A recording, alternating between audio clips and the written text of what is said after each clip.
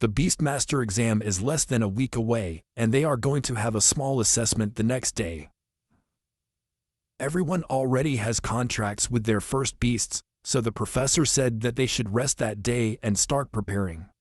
With the exam approaching, some students are very nervous because with the skills they have, it is difficult to become an apprentice. A blonde boy with spiky Super Saiyan hair wants to get into a good school, as his skills are above average. The guy next to him is not so confident and thinks that he will end up like a normal person. The one who seems to be our protagonist is thinking about all this. He doesn't know how he's supposed to fit into this story, since he's a time traveler. It all happened a week ago. Thanks to the memories of this body, he understood the world in which he lives. Hundreds of years ago, a catastrophe happened, and several beasts appeared from a dimensional portal. Humanity tried to fight them, and, during the conflict, they learned to tame these creatures. Thus the profession of a beast tamer was born, completely reshaping reality. Beast tamers gained enormous notoriety in the world, and the biggest dream of young people here is to become a great spiritual teacher. At the age of 18, young people form a contract with their first beast. The stronger their spiritual power, the stronger the beast they contract with. But none of that applies to our guy because this body has already formed its first contract with a tiny and extremely cute snowball-like creature that wouldn't hurt anyone. Besides not being lethal at all, he cannot evolve, so this young man's destiny is to live an ordinary life. Other time travelers end up luckier. Our guy has no idea how he ended up in this situation. A student approaches him, saying that living like a normal person is actually quite good, since you don't have to take unnecessary risks. They tease him, saying that his little snowball could help sell ice cream. That irritates our protagonist. This situation seems to have activated the system that came with it, and he is confused, wondering why the system took so long to load. Now she's starting to celebrate because this is going to change her life completely. The first thing you do is check your status window. Every time he achieves something, he receives rewards. Also check out the snowball stats. When she reaches 100% growth, Snowball will evolve, which is very interesting, because he believed that evolution was impossible for her. The first evolution route you can choose is the giant route, focused on physical combat and mastering the ice element, reaching up to rank 5. The other route is the queen route, focused entirely on ice mastery, and can reach the rank of king. He wonders if this is some kind of secret evolution path. It seems that, after all, you won't need to set up a little stand to sell ice cream. Since the queen's route can reach higher levels, that is the one she will choose. He decides to use some achievement points to help his creature evolve. For now, you can only claim one reward, using 100 points to strengthen Snowball. Pointing his hand towards her, the process finally begins. Slowly, Snowball begins to strengthen. He succeeds. Snowball is now in stage 2, which fills him with excitement. Still, not much has changed in the little creature. He still needs to get Ice Essence and Jade Spirit, 20 units of the first item, and only one of the second. No one would have imagined that these materials would make Snowball evolve. Now he needs to earn some money to buy those materials, and some guys are making fun of him. Our protagonist tells Snowball not to worry about his comments, because when the time comes for the exam, they will do very well. It seems that the guy who was making fun of our prota is incredibly jealous and did not like to be ignored. He also belongs to a very influential family in the region, and our protagonist knows that he must avoid problems with the Sang family. The jealous guy says that they will soon find out who the real scumbag is. Those words end up triggering an unexpected reaction. The jealous guy and his friends begin to tease each other even more, convinced that anything is impossible for our protagonist. After that humiliation session, a blonde girl appears to scold Han. His name is Juan, and the guys say that they are not afraid of someone they consider trash like our prota. Ignoring them once again, our boy leaves. There's no point arguing with idiots. He needs to go to the pet store to buy some items, and the girl can go with him if she wants. Our guy quickly realizes that these items are very expensive. Months of savings disappear in just a few minutes. The blonde asks if she would like to have dinner at her house because the invitation is from her mother. She also seems to have feelings for him and wants to know if he can accompany her to the exam tomorrow. He says yes, since he also has to take the same exam, which makes the blonde extremely happy. They say goodbye, but she is clearly excited for the next day. Inside his house, our guy realizes that snowball evolution will be a very expensive process. He immediately gives her the items to absorb. The process occurs quickly, and the snowball body begins to grow. Then a bright light completely blinds him. Snowball's shape begins to change, and, to his surprise, he now has a human body. She has become a little girl with a rank to ice crystal spirit. This time, the creature can attack. Our boy is delighted with this result, as he can now pass the exam. He's still stunned that Snowball jumped an entire level. The average among students is that their creatures are at stage 5 of the first level, which makes it even more impressive. Just by being near Snowball, you can feel a cold emitting. His strength definitely increased more than expected. If the system hadn't revealed what Snowball needed, no one would spend such expensive materials on such a weak creature. What he did was the right bet. The spirit crystals increase the spiritual power of the pet, while the force crystal increases the power of the user. Our guy immediately puts the ingredients in his mouth. In seconds, the transformation begins. Now he feels a power that he never had before. His physical and spiritual strength increases. He no longer feels his cold. Instead, he feels that his strength is overflowing. Even if you don't need to fight, strength is only a problem for those who don't have it. In case of danger, he will know how to defend himself. While he is still thinking about all this, Snowball hugs his leg. It's time to use all the achievement points to make Snowball become even stronger, reaching stage 4 of level 2. The next day's assessment is definitely going to surprise a lot of people. Now the boy calmly walks through the streets with his friend. She wants to know if he is prepared for the exam, and he says he needs that qualification too. She seems to really like how excited he is, noticing the motivation he shows. She never imagined that he would have the courage to do something like that. Our protagonist says that people are always changing. Besides, she has no idea that he is a transmigrant. Some girls noticed that the talented third-year student is there. They are talking about the blonde who is completely in love with our protagonist, saying that she always hangs out with that loser. One of the girls heard that a popular guy confessed to the blonde and was rejected. Out of jealousy, he said he couldn't figure out what was so interesting about her. Our guy just quietly watches all that gossip. Eventually, it is revealed that the two are cousins. And because she's so talented, she has a lot of admirers and also a lot of detractors, but she doesn't care. Worried, the blonde wants to know if our guy is really going to use Snowball in the exam. He confirms this, saying that Snowball should not be underestimated. Embracing him in a way that seems dangerously affectionate and extremely questionable in Alabama, she says that if they both approve, they will celebrate. While they practically crush our protagonist with that exaggerated affection, she says that there is a store that she wants to visit. His moment is interrupted by a couple of background characters. The ugly girl accuses the blonde of stealing her boyfriend. Upset by the accusation, the blonde immediately asks who these two are and who the boyfriend is supposed to be. The ugly girl says her boyfriend is honorable, but the blonde can barely remember who that guy is and says she's not interested in him. He never was. The ugly girl refuses to believe it, saying that her boyfriend has been seduced. With no time to waste in that place, the blonde drags our protagonist by the hand because they have more important things to do. At that moment, the other character in the background grabs him by the shoulder, saying that he did not give them permission to leave.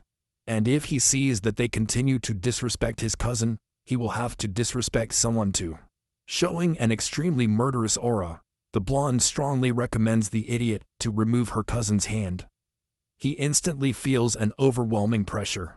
Instead of backing down, he chooses the most violent option, trying to hit a woman. But he is completely stopped by our protagonist, something that his cousin did not expect.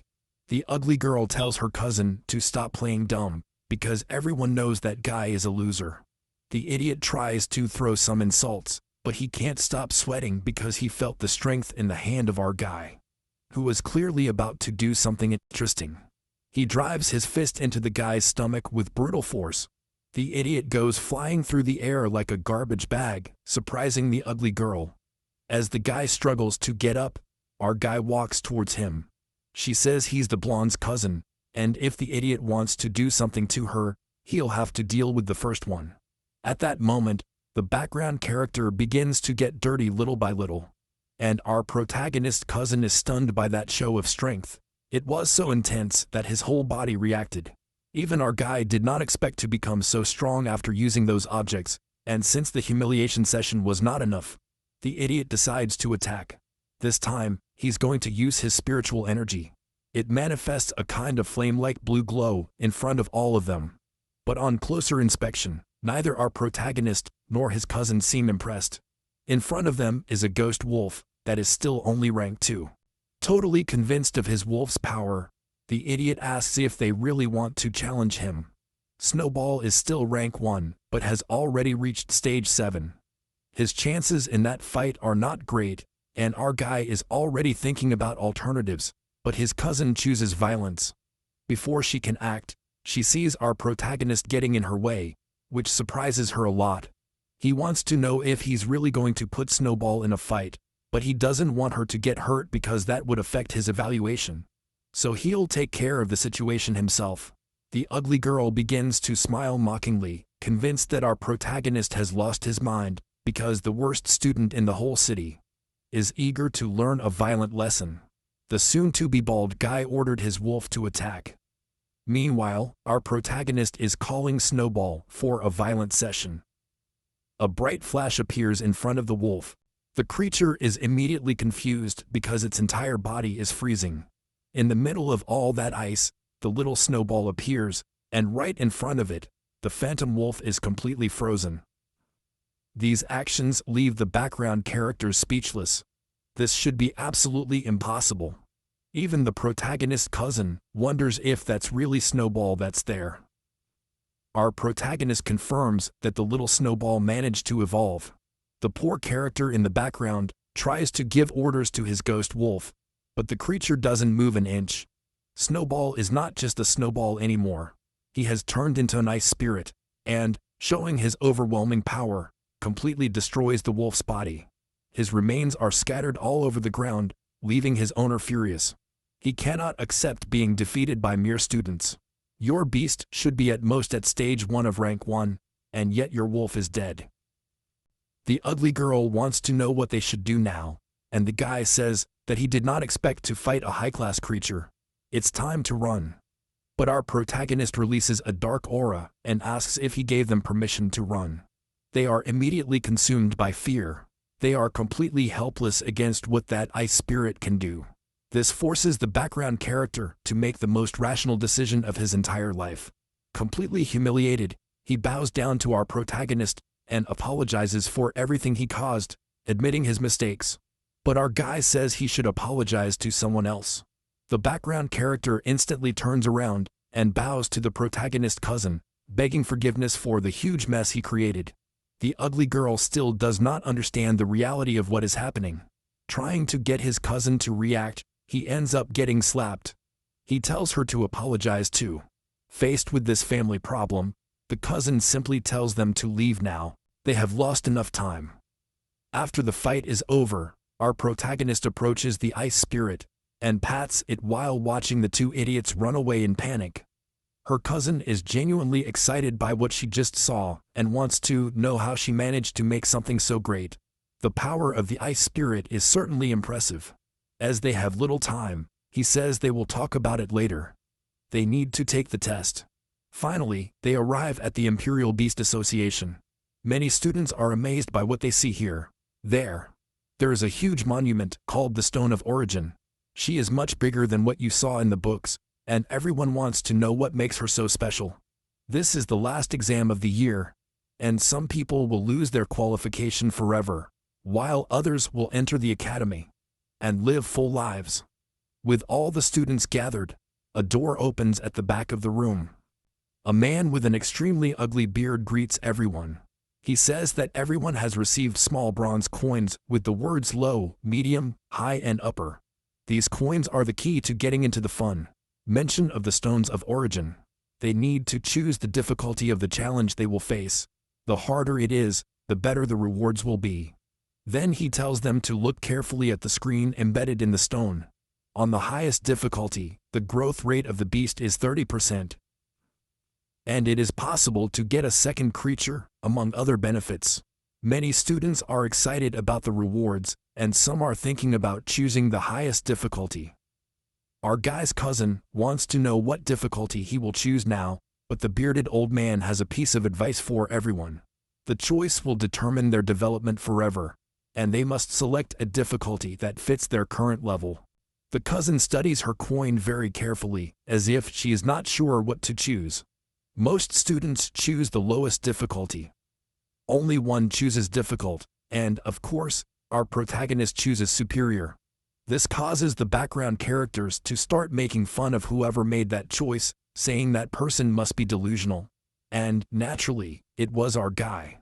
They say that whoever chooses the higher difficulty will never be able to take the exam again. The cousin realizes what happened. Surprised, she runs to ask him if he really chose the higher difficulty. If he fails, he won't get another chance this year. The background characters tease him even more, but our guy says he knows exactly what he's doing.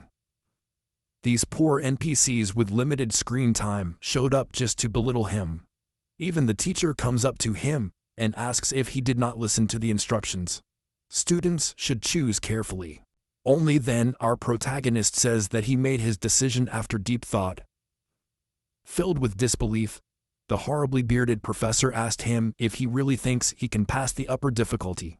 Brimming with conviction, our boy says yes. The teacher ends up liking the boy's arrogance.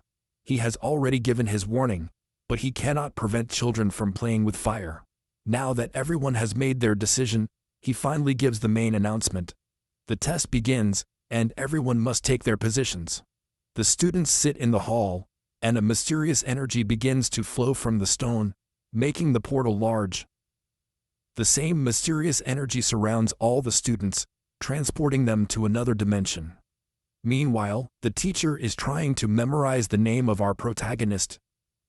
In that other kingdom, our boy appears in a kind of arena. He stands up carefully, realizing that he is really inside the virtual dimension of the origin stone. The students have been informed that any injuries sustained within that dimension will not affect their real bodies. This fills him with confidence. You don't need to worry about anything.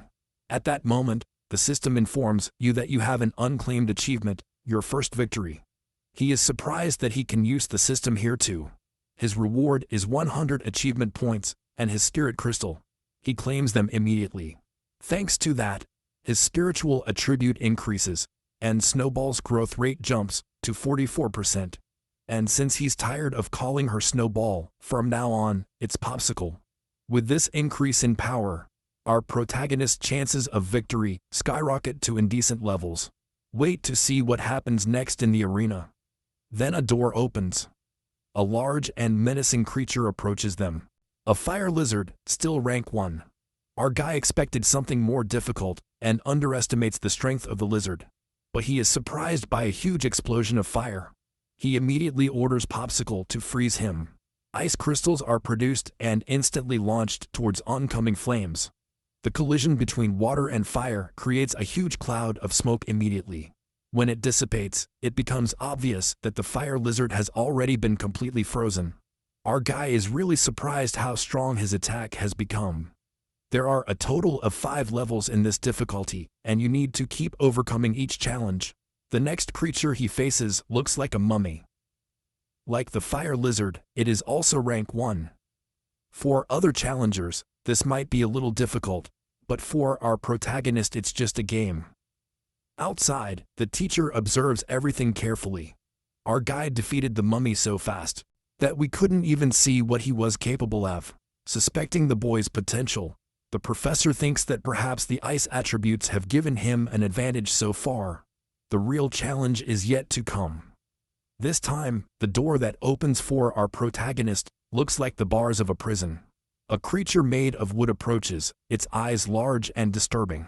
He is a plant-type beast already of rank 2. The professor believes that, Although our protagonist creature is also rank 2, he probably hasn't passed the first stage.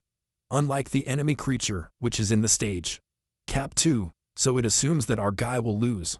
The monster pounces, ready to end the fight immediately, but does not notice Popsicle's eyes shining with a threatening light. Our guy realizes that due to the attribute disadvantage, Isolin will not be enough. The wooden creature uses its branches to attack fiercely, managing to grab Popsicle's entire body. Now that she is immobilized, the monster moves to finish the battle. Observing from the outside, the professor feels confident that his prediction was correct. This is the end for the boy. But within seconds, he realizes that he is completely wrong. Although the creature is a plant type, its body begins to freeze. That's the mastery of extreme cold, the skill of Popsicle. Our guy's equipment does not depend on a single skill. It's time to fight back. Several ice spears are thrown at the monster, forcing him to protect his head with his arms, while surrounded by a huge amount of ice. As the monster tries to decide what to do next, more ice forms behind him, piercing through his body in a brutal blow. With the enemy defeated, our protagonist surpasses another level. There are only 2 more enemies left before he completely annihilates the challenge. Outside, some students begin to wake up. One complains loudly that he almost beat his enemy, but fell short. Another laments having been defeated. The 5th level of the lowest difficulty is already very difficult because it requires beating a rank 1 creature at stage 6. Still, some students are managing to overcome the challenge, which fills some background characters with envy. Then they notice something important. One of the screens now shows the cruel-clawed beast. The students rush to get closer to the origin stone, because they know that this monster is rank 2. They soon realize that this challenge belongs to our protagonist, who is on the top difficulty, and is already reaching the final battle. Finally, our guy reaches the last level. Outside, the background characters are trying to understand how she can be so strong. One of them remembers all the best students, and still has no idea who our protagonist is. Then, the cousin's eyes finally open. She overcame her challenge, and will now become an apprentice beast tamer. He immediately wants to know what happened to our guy, realizing that all the other students have gathered to see how something interesting develops. After realizing that our guy has already reached the final stage of the upper difficulty, his cousin becomes convinced that he is amazing. But no one can identify the creature that appeared for him, a saber-toothed lion already of rank 2, stage 5. It is practically impossible for any candidate to defeat such a beast. Inside the arena, however, our guy finally feels that he has a real opponent. Several ice spikes are fired at the lion, but the creature effortlessly dodges them. That speed puts our protagonist on high alert, especially when the lion claws are going for him. The blow is so precise that it almost cuts Popsicle's throat. The teacher is dying to know if our boy has any new tricks up his sleeve because, by now, he is becoming genuinely incredulous at the boy's potential. The huge lion is slowly approaching. Although Popsicle is 1 stage above, the difference in brute force is brutal. Unfortunately, Popsicle is no longer at full power after so many consecutive battles. If he neglects this time, he could lose. The lion is completely determined. As the 2 creatures collide again, our boy realizes he needs the perfect opportunity. After telling Popsicle to stay ready, he finally finds her and orders her to attack. Several ice spears hit Leon's body, but Popsicle is exhausted. Outside, everyone is wondering what happened because it looks like a draw. Only then do they realize that, even wounded, the lion is getting up again. The professor begins to think that the battle could end in a draw, but he is still amazed that our protagonist has come so far. He is now remembering the boy's own words, and that he chose this difficulty after deep thought. Reinvigorated, the lion lets out another roar. Popsicle stands up carefully, shaking the dust off her frosty little clothes. But now she seems furious, unleashing a surge of power towards her enemy. Everything starts to freeze so fast that the lion's paws get trapped, but the frost is still not enough to freeze the rest of his body. Our guy remembers that this type of lion comes from extremely cold regions, so it has a high resistance to ice and cold. This imposes great limitations on their strategies. At that moment, the system appears revealing a new achievement. Popsicle has used an ability 10 times. Because of that, our guy receives 100 points and unlocks a new feature. Among the options, there are a control skill, a defensive skill, and an area of effect attack. He is now conflicted because he knows that creatures can only have 2 basic attacks. The more attacks they have, the more strategic possibilities they offer. His current abilities deal a lot of damage, but none provide crowd control, and that's why he chooses ice chains to immobilize enemies. Spend only 50 points on it and hesitate about what to do with the rest. All this happens while the lion is charging again. But Popsicle is now at stage 7, stronger than before. The spectators outside are stunned by the sudden burst of light. They can't believe I've leveled up again. It should be impossible. None of them saw him using any materials. They begin to wonder if something is seriously wrong with this guy. Now strengthened, in the middle of the battle, he orders Popsicle to use ice chains. Within seconds, the mighty lion is completely immobilized. The creature struggles with all its might to free itself, unaware of the danger that is about to strike it. This time, Popsicle enters him with his basic attack, in a brutal way, since his target can't defend at all. Meanwhile, the background characters are filled with absolute terror, because that kind of power is completely inexplicable. Even the professor wants to know how that creature is able to use 3 abilities. The fight should have ended with that blow, but unexpectedly, the lion's skin turns out to be extremely thick. Even wounded, the beast is still alive, so Popsicle uses the same attack on him again. Only then does the lion finally decide to give up his own life, unable to free himself from the chains. With the test concluded, our boy's cousin begins to celebrate wildly, already planning to put the Alabama tradition into practice. Meanwhile, in the background, the characters try to invent conspiracy theories, claiming that our guy must have bribed the examiner. The teacher cannot hide his astonishment. He has seen a lot of talented people, but this is the first time he has seen an unknown student with so much potential. Thanks to consecutive battles, our guy managed to increase both his physical and spiritual strength. He is still at the apprentice level and is already much stronger than any novice in his situation. And because of the difficulty he chose, he got extremely valuable benefits.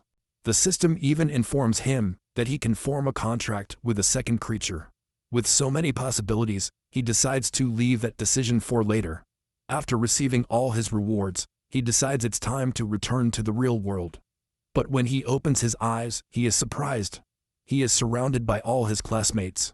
They want to know how he achieved such an amazing thing, and they are convinced that Popsicle is some kind of extraordinary beast.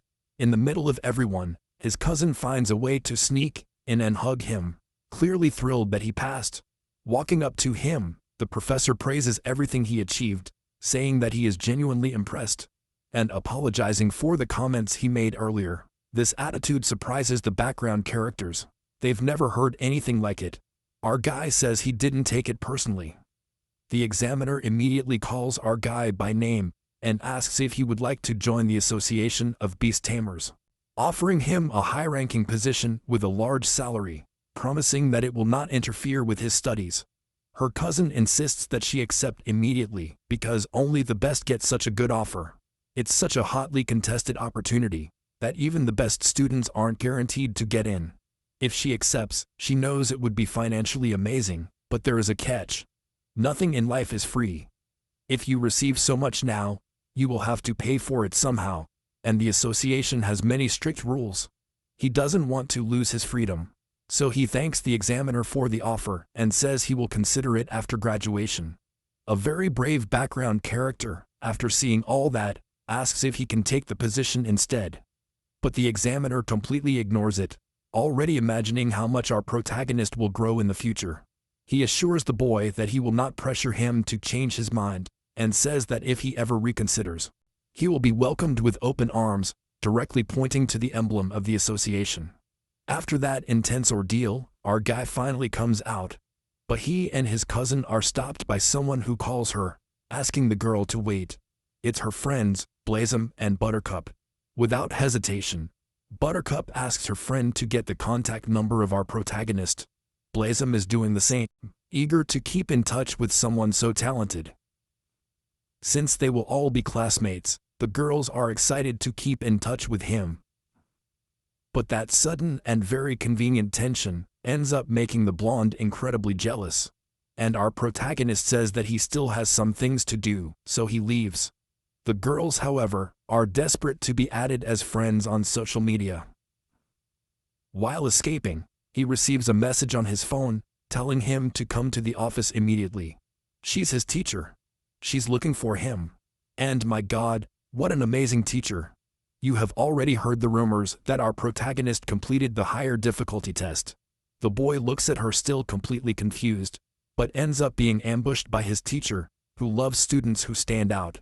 That's why she hugs him so enthusiastically. His memories of her are a little different, however, before, when he was doing poorly in exams. He had to run away from that force of nature. This time, however, she called him because she has something to give him. Our boy notices that the book he gives him contains basic spiritual techniques.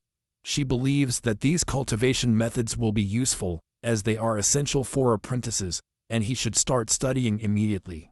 Beyond the presence of beasts, the control of spiritual energy is the most important aspect of combat. Tamers with a strong spirit can defeat dangerous creatures, even without depending on their beasts. And they can also protect their own creatures, making the duo truly unstoppable. Our guy is very excited about the gift and promises that he will start studying immediately. She tells him that if he has any problems in the future, he can turn to her for help. Now he is sitting on his bed, studying the first book techniques. He decides to learn the basics now, so that once he joins the academy, he can fully concentrate on advanced knowledge. In 10 minutes, he is already cultivating. Her eyes sparkle, and the energy of her body spreads throughout the room. Looking at his hands, he realizes that he has mastered the basics, something that would take a mediocre person months to learn. And because he mastered his spiritual technique, the system rewards him with more points.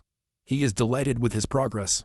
Now that he has 350 points, he decides to improve his own skills to become even stronger. Entering a meditative state, he concentrates on his guardian spirit, which is at level 3. He feels that the shield becomes larger and more resistant, capable of protecting up to 4 people. At the moment, he still has 770 spirit points, and forming the shield only consumes 10. He has also not yet used the spirit stone he gained during the trial. After absorbing its contents, he further strengthens his spirit, increasing his power limit. But with such massive reserves, it's time to learn more than just a shield. The next technique he wants to learn is the skill of shooting arrows with his hands. He can also strengthen his punches with spiritual power. Motivated to acquire this knowledge, our boy enters meditation again. With full concentration, he manages to form a spiritual arrow. The impact leaves a small mark on the wall and consumes 10 spiritual points. The power is still not amazing, but it is as accurate as a real projectile. Now he's going to strengthen his punches. He's getting ready to throw a punch right in his room. Throwing a punch in the air consumes 30 spirit points. The attack completely destroys the surface of the wall, a result that seems to him extremely impressive. As he learned 3 spiritual techniques, the system rewarded him with a potion capable of completely restoring his spiritual power. Our guy really likes how practical he is, sure he will not disappoint you when you need him. He also improved the techniques he just learned to level 2, spending 100 achievement points. He decides to save the rest for emergencies, and also realizes that he needs to start saving money to buy another beast. At dawn the next day, he heads to the mission center. He goes to the electronic terminal to pick up something. It's the first time he's done this kind of work to earn money, but with his current strength, he shouldn't have any difficulty completing missions. Looking at the available options, start thinking. Choose the one with the highest reward. Defeat the death beetles that live in a dangerous canyon. But since he is only a beginner, they will put him in a team with 3 other people, which disappoints him. You need to get to the canyon before 2 p.m. When he arrives, the other team members are already waiting. He greets him politely, but the emo guy does not like that he is late and realizes that our protagonist has not even graduated. That makes the mountain of muscle suspect that bringing in a rookie could be dangerous. The only woman on the team tells them not to scare a newcomer. Seeing how extremely handsome he is, at least in her eyes, she asked him to accompany her. True, he has not yet graduated, and assures them that he will not stand in anyone's way. The strong guy realizes that his friend is falling for a pretty face again, but they need to take this mission seriously. Still, the girl ignores all the warnings. The strongest guy is the captain of the squad, and he says that once they get to the hunting area, everyone should follow his orders. It also makes it clear that our protagonist will receive a minor part of the reward for his lack of experience.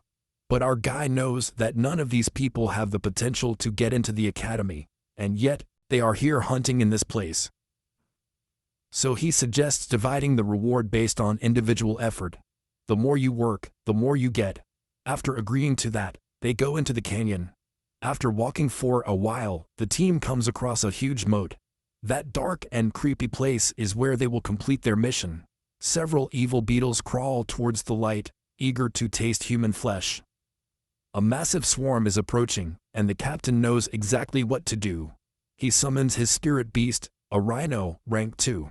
The emo boy refuses to stay behind, and invokes his praying mantis, also of rank 2. The pretty girl summons her wasp, although it is not impressive. Now our protagonist wants to see what this team can really do. The evil beetles pounce, hungry for human flesh. The captain orders his rhino to charge and annihilate them. The creature wipes out the swarm, sowing death among the small monsters. Even the emo guy is confident that his praying mantis can cut almost anything, but the mantis is surrounded by enemies. That's when the pretty girl intervenes. His wasp turns out to be dangerously effective, firing its stinger and knocking down several beetles at once. The creatures fall to the ground, defeated. The emo guy looks at our protagonist and says that they are incredibly strong when they work together, and that the rookie is just going to stand there watching. The captain says that if the boy wants to receive any reward, he better start working right now. The pretty girl says she will share her reward with him as long as he stays behind her. The creatures that had been brutally beaten a few moments ago are now getting up again. Our guy realizes that those attacks were useless and did not achieve anything against the beetles. Now the creatures gather for a new assault. The sound they make is different this time, and that leaves the pretty girl terrified. The beetles have been possessed by a terrifying malice, and even larger creatures begin to appear, ready to inflict suffering on humans. There are so many beetles crawling on the ground that they look like a living carpet. The emo guy notices that a new type of beetle emerges from the hole. Its horns are completely different. That makes our protagonist wonder if there could be some kind of king creature hiding in that nest. The rhino that had just crushed his enemies is now being eaten alive by the beetles, which tear his flesh mercilessly. Not even the praying mantis and the wasp can escape. The hunters have to remove their creatures, or they will be eaten alive. But our guide tells them that the sound is useless. Beetles can create a paralyzing effect, so the beasts can no longer hear anything. This plunges the pretty girl into despair because she is extremely attached to his wasp. Furious, the emo guy grabs our protagonist's clothes, shouting that he should have shared that information earlier, instead of keeping it to himself with sarcastic comments. Our guy tells him that he should start worrying about his own safety now, because dozens of beetles are still there, and everyone is hungry. Then the inevitable happens. The captain orders everyone to run, saying that the mission is too difficult for mediocre people like them, and naturally he is the first to run away. This immediately attracts the attention of the creatures. They realize it's a giant moving block of meat. That poor man finally realizes that his end is near. But the worst doesn't happen because our protagonist is the enemy of useless suffering. He protects everyone with his spiritual barrier. It's so powerful that the beetles can't do anything to get through it. The captain realizes that only students of the Imperial Academy can learn techniques of that level, but our guide tells him to shut up and pay attention to what is going to happen now. The poor guy can't even talk. He's completely overwhelmed. It's time for our protagonist to summon his ice spirit, the little lollipop. No one knows what she is, as they have never seen anything like her in their lives. To our eye, all these beetles are just rank 1 creatures. The only advantage they have is the numbers. But that doesn't mean anything because Paletta is already rank 3 and has plenty of cruelty to deal. The little paddle begins to summon its cursed ice spikes, spreading its icy cold over every creature in sight. Our protagonist recommends his teammates to get their beasts back right now, or it might be too late. Unless, of course, they want to lose all right to any reward.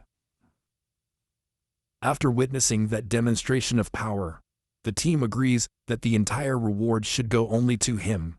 The emo guy hates the idea. He feels threatened by that statement.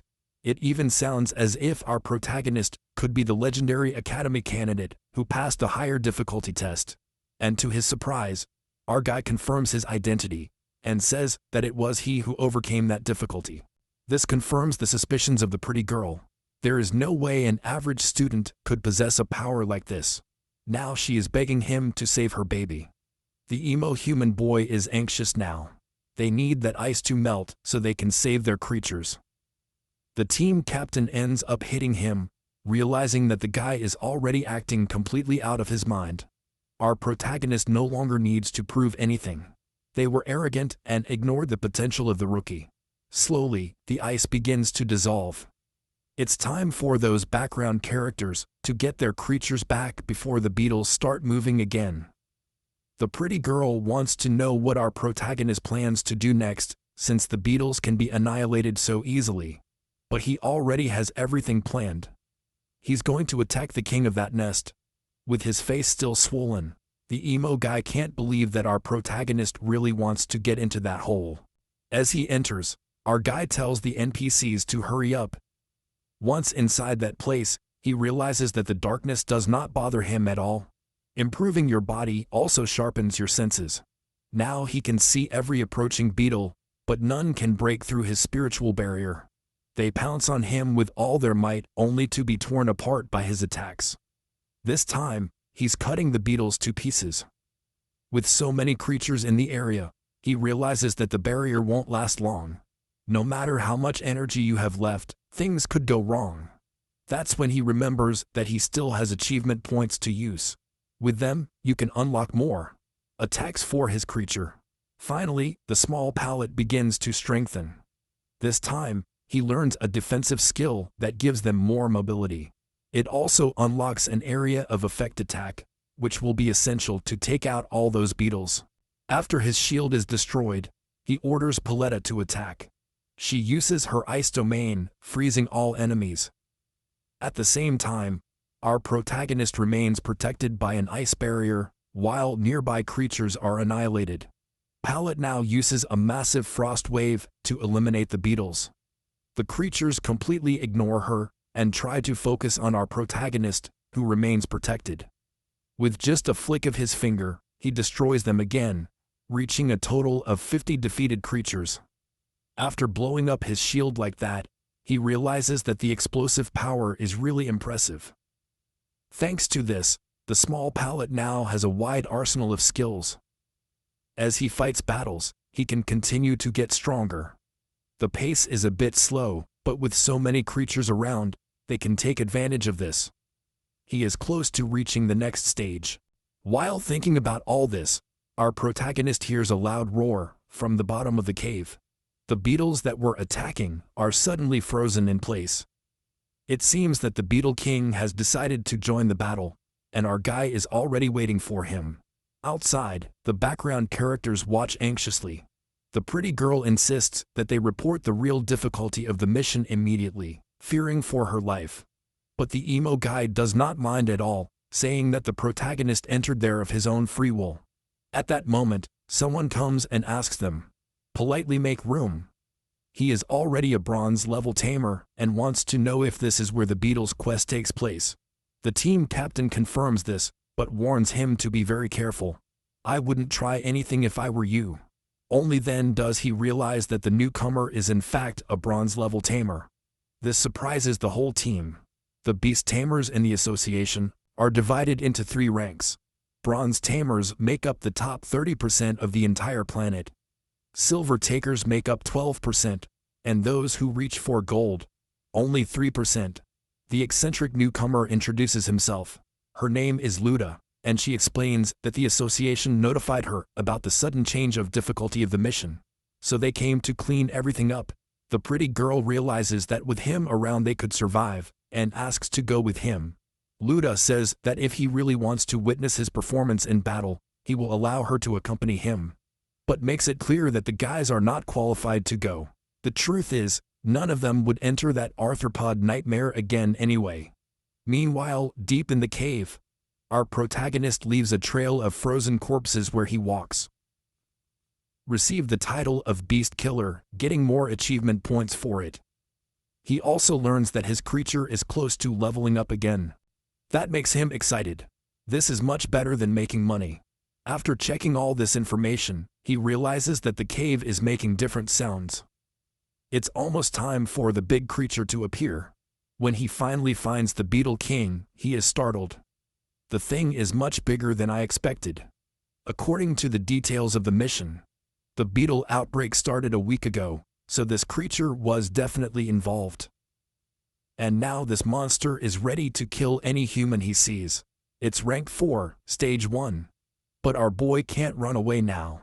Otherwise, you will not get any reward. Before he knows it, a massive stone golem appears. The creature unleashes brutal attacks. It is the other tamer, the one who finally caught up with our protagonist. Since he brought the pretty girl with him, she is relieved to see the protagonist safe and sound, but he cannot understand why he returned. Until she mentions the other tamer. Brimming with confidence, Luda tells our boy to step aside, because the situation is too dangerous for children. That legendary Beetle King only appears once every several thousand years, and can control an entire swarm. Luda says he'll take over, but our protagonist says he accepted the mission, so it's his job to defeat the monster. Acting with extreme arrogance, the tamer asks if our protagonist has any idea who he is. At that very moment, the Beetle King tries to attack, but the stone golem protects his master. Luda formally introduces her creature. That stone monstrosity is rank 3, stage 9. The struggle is getting more intense every moment. Our protagonist orders Paletta to use his ice chains. After that, he calmly says that he is just an apprentice tamer. Luda immediately realizes that she is in front of the Academy prodigy, who passed the difficulty test. Superior. Still, he claims that doesn't mean much because he's up against a real battle-tested tamer and passed on the bronze difficulty level. But our guy completely ignores his attempt to show off. Caught in their ego contest, the pretty girl tells them to concentrate because the situation is getting dangerous. The Beetle King manages to free himself from both. Luda now feels that everything is getting harder because of this newbie, so she decides to prove the difference in her power. After upgrading his creature with spirit techniques, the golem ascends to rank 4. Stage 2. Our protagonist is watching carefully. I didn't even know something like that was possible. Now the golem is launching overwhelmingly violent attacks. The poor Beetle King is almost in pieces. Luda says that not everyone can learn complex techniques like that. That's the real distance between them. But he doesn't realize that the Beetle King is getting angrier and angrier. Driven by pure hatred for humans, the monster begins to move again. The creature seems completely renewed, and is now in a state of total frenzy, increasing its power to rank 4, stage 3. The poor stone golem is struggling to keep fighting, which leaves his owner worried. Taking advantage of the opportunity, our guy uses his spiritual attack together with Palette. Thanks to that blow, he manages to damage the Beetle King's shell, leaving a small wound. But the moment the creature feels pain, it immediately changes its focus. As soon as his attention turns to our protagonist, he uses his ice chains, but the creature is too strong to be restrained by that. Our boy is starting to worry. The monster is trying to attack him directly. Fortunately, the stone golem manages to grab him, putting both tamers on equal terms again. But the golem can't hold on for long. He is thrown through the cave, his huge solid body crashing into a wall. The impact seems strong enough to knock him out completely. The pretty girl panics. This beetle is too powerful for them, and they are all about to die in that place. Luda refuses to give up her pride. He says he will forgive the creature for today and come up with a plan to win next time. But our protagonist refuses to run away. He stays to fight until the Beetle King is destroyed. Hearing that, the other tamer despairs. His own creature, which is extremely strong, did not achieve anything. Our guy asks if the difference in his abilities is really just because of those advanced techniques. Luda confirms it, but now she wants to know what this reckless guy is planning to do. Our protagonist decides to use the system to his advantage. It activates a strengthening skill. The other tamer is taken by surprise. He never thought that our protagonist could use such a technique. Watching Popsicle get stronger and stronger, he starts to think that this has to be some kind of joke. More and more surprised by everything that is happening, he demands to know who this guy is because this should be impossible. For 60 seconds, Popsicle will be rank 4, stage 3. It's time to end this battle immediately. The ice chains are used on the monster. The ability is enhanced by the increase in power, but they will not be able to keep it for long. They must take every opportunity they have to attack. Our protagonist uses his spiritual power to inflict damage. There are 40 seconds left before the upgrade ends. Under the force of the violent attacks, the chains can no longer hold the body of the King Beetle. Luda begs him to stop, saying that if he keeps draining his power like this, he will end up dying young. But our guy assures her that he is only using half of his spiritual reserves. He's not doing anything dangerous. Hearing that, the tamer is horrified. Something like that should be completely impossible. The pretty girl is now absolutely sure that she is witnessing a real prodigy, and for the first time, she believes that they could really win. Even after taking all those blows, the King Beetle is still alive and threatening, but Popsic has lost all patience with him with this fight. He throws a powerful blow at the creature, and the shockwave is overwhelming. No one can explain what just happened or why Popsicle is so powerful. Luda says that in ancient times, mythical beasts also joined the battles. Humans managed to gather 5 elemental creatures and restore order to the world. Since then, those 5 beasts disappeared completely. There are only 30 seconds left, and our protagonist is eager to finish the fight right now. Popsicle is fully prepared to deliver the final blow, the cruelest of all. After being hit harder than at any other time in his life, the beetle tries to run away. But behind him are our protagonist and Popsicle, furious and relentless. Her attacks eventually pierce through the creature's armored shell, leaving her severely injured. The system then announces that this is the first boss that our guy has defeated. The pretty girl immediately starts celebrating, completely amazed, while Luda sulks because she has been robbed of the limelight.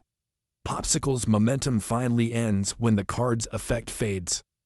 Our protagonist tells him that he did incredibly well, and thanks to that battle, he reached stage 5 of rank 3. The little creature is exhausted and instantly begins to fall asleep. He begins to think about the materials he will need for her next evolution. Thanks to the victory, he receives 500 achievement points, a reanimation potion, an advanced ice crystal, and evolution materials.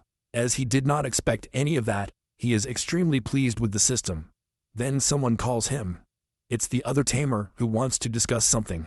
He wants the credit for defeating the creature. An absurd request, and the pretty girl thinks that it is completely exaggerated. Even so, Luda offers financial compensation. Our protagonist may notice that the tamer cares a lot about the outcome of the mission, as it will affect his progress within the association. And with the money he could buy another creature, but he does not want to accept immediately. He thinks that if he waits a little, he could negotiate something better. Luda says the amount he's offering represents half a year of savings, not counting the reward of the mission he'll naturally receive. One he plans to keep entirely for himself. He's even willing to owe our protagonist a personal favor just to close the deal right now. And that delights our guy because favors are priceless. They make the exchange quickly, and our protagonist gets 10 units of something. The story does not specify that, after closing that deal, our guy realizes that someone else arrives with a creature.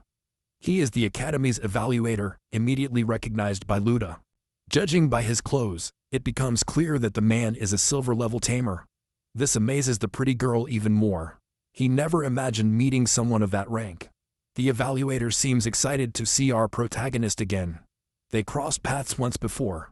Our guy casually greets him, which leaves the other tamers stunned when they realize that they actually know each other.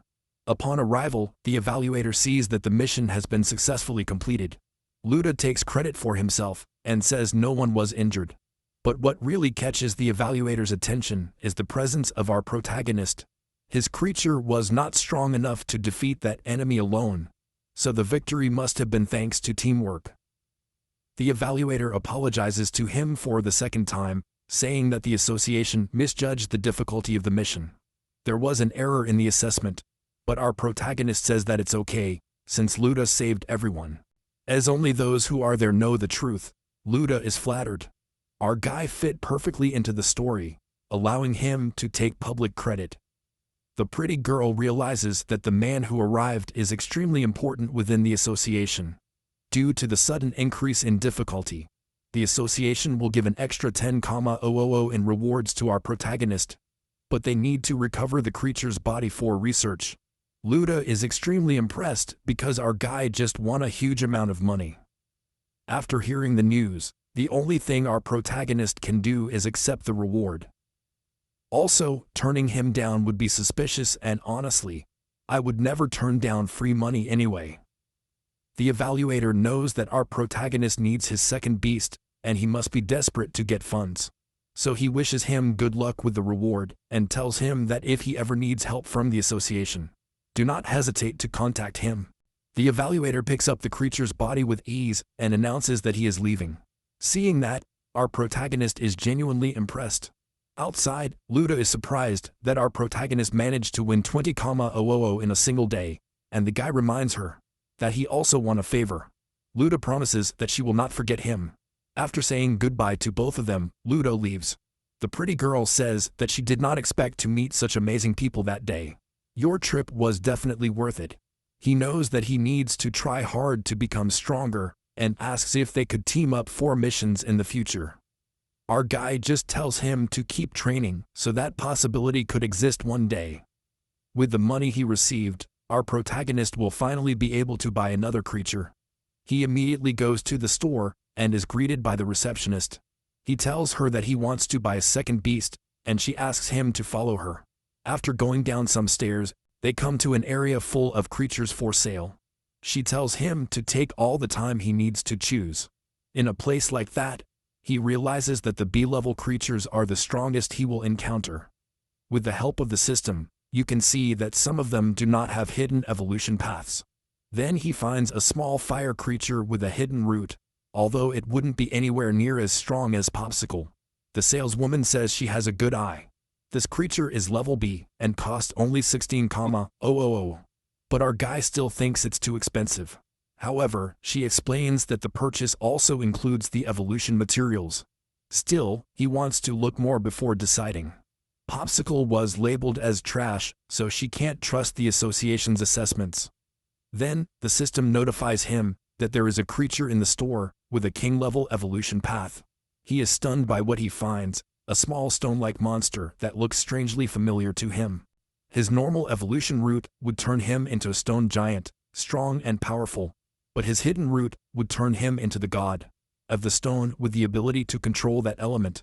Now he knows why he looked familiar. Luda had a creature just like this, only it had already evolved. That Tamer probably has no idea that his creature has the potential to become a god. Compared to Popsicle, who functions like a mage, this stone creature would be more of the warrior type. The saleswoman explains that this stone monster is the most popular choice among many people.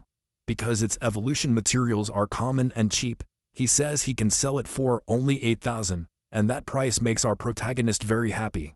He also gives her a list of materials necessary for the evolution of her creature.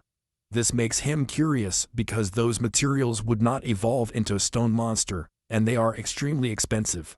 To avoid giving too many explanations, he simply says that he plans to give those items away. Then he realizes that the evolution materials tend to be more expensive than the beasts themselves. Finally, you receive the items you purchased. He receives the sealing pearl in his hand. Basically, this world's version of a Pokeball. The contract with this second creature is finally completed, and the system grants him another 300 achievement points. Back in his room, our boy prepares the evolution materials.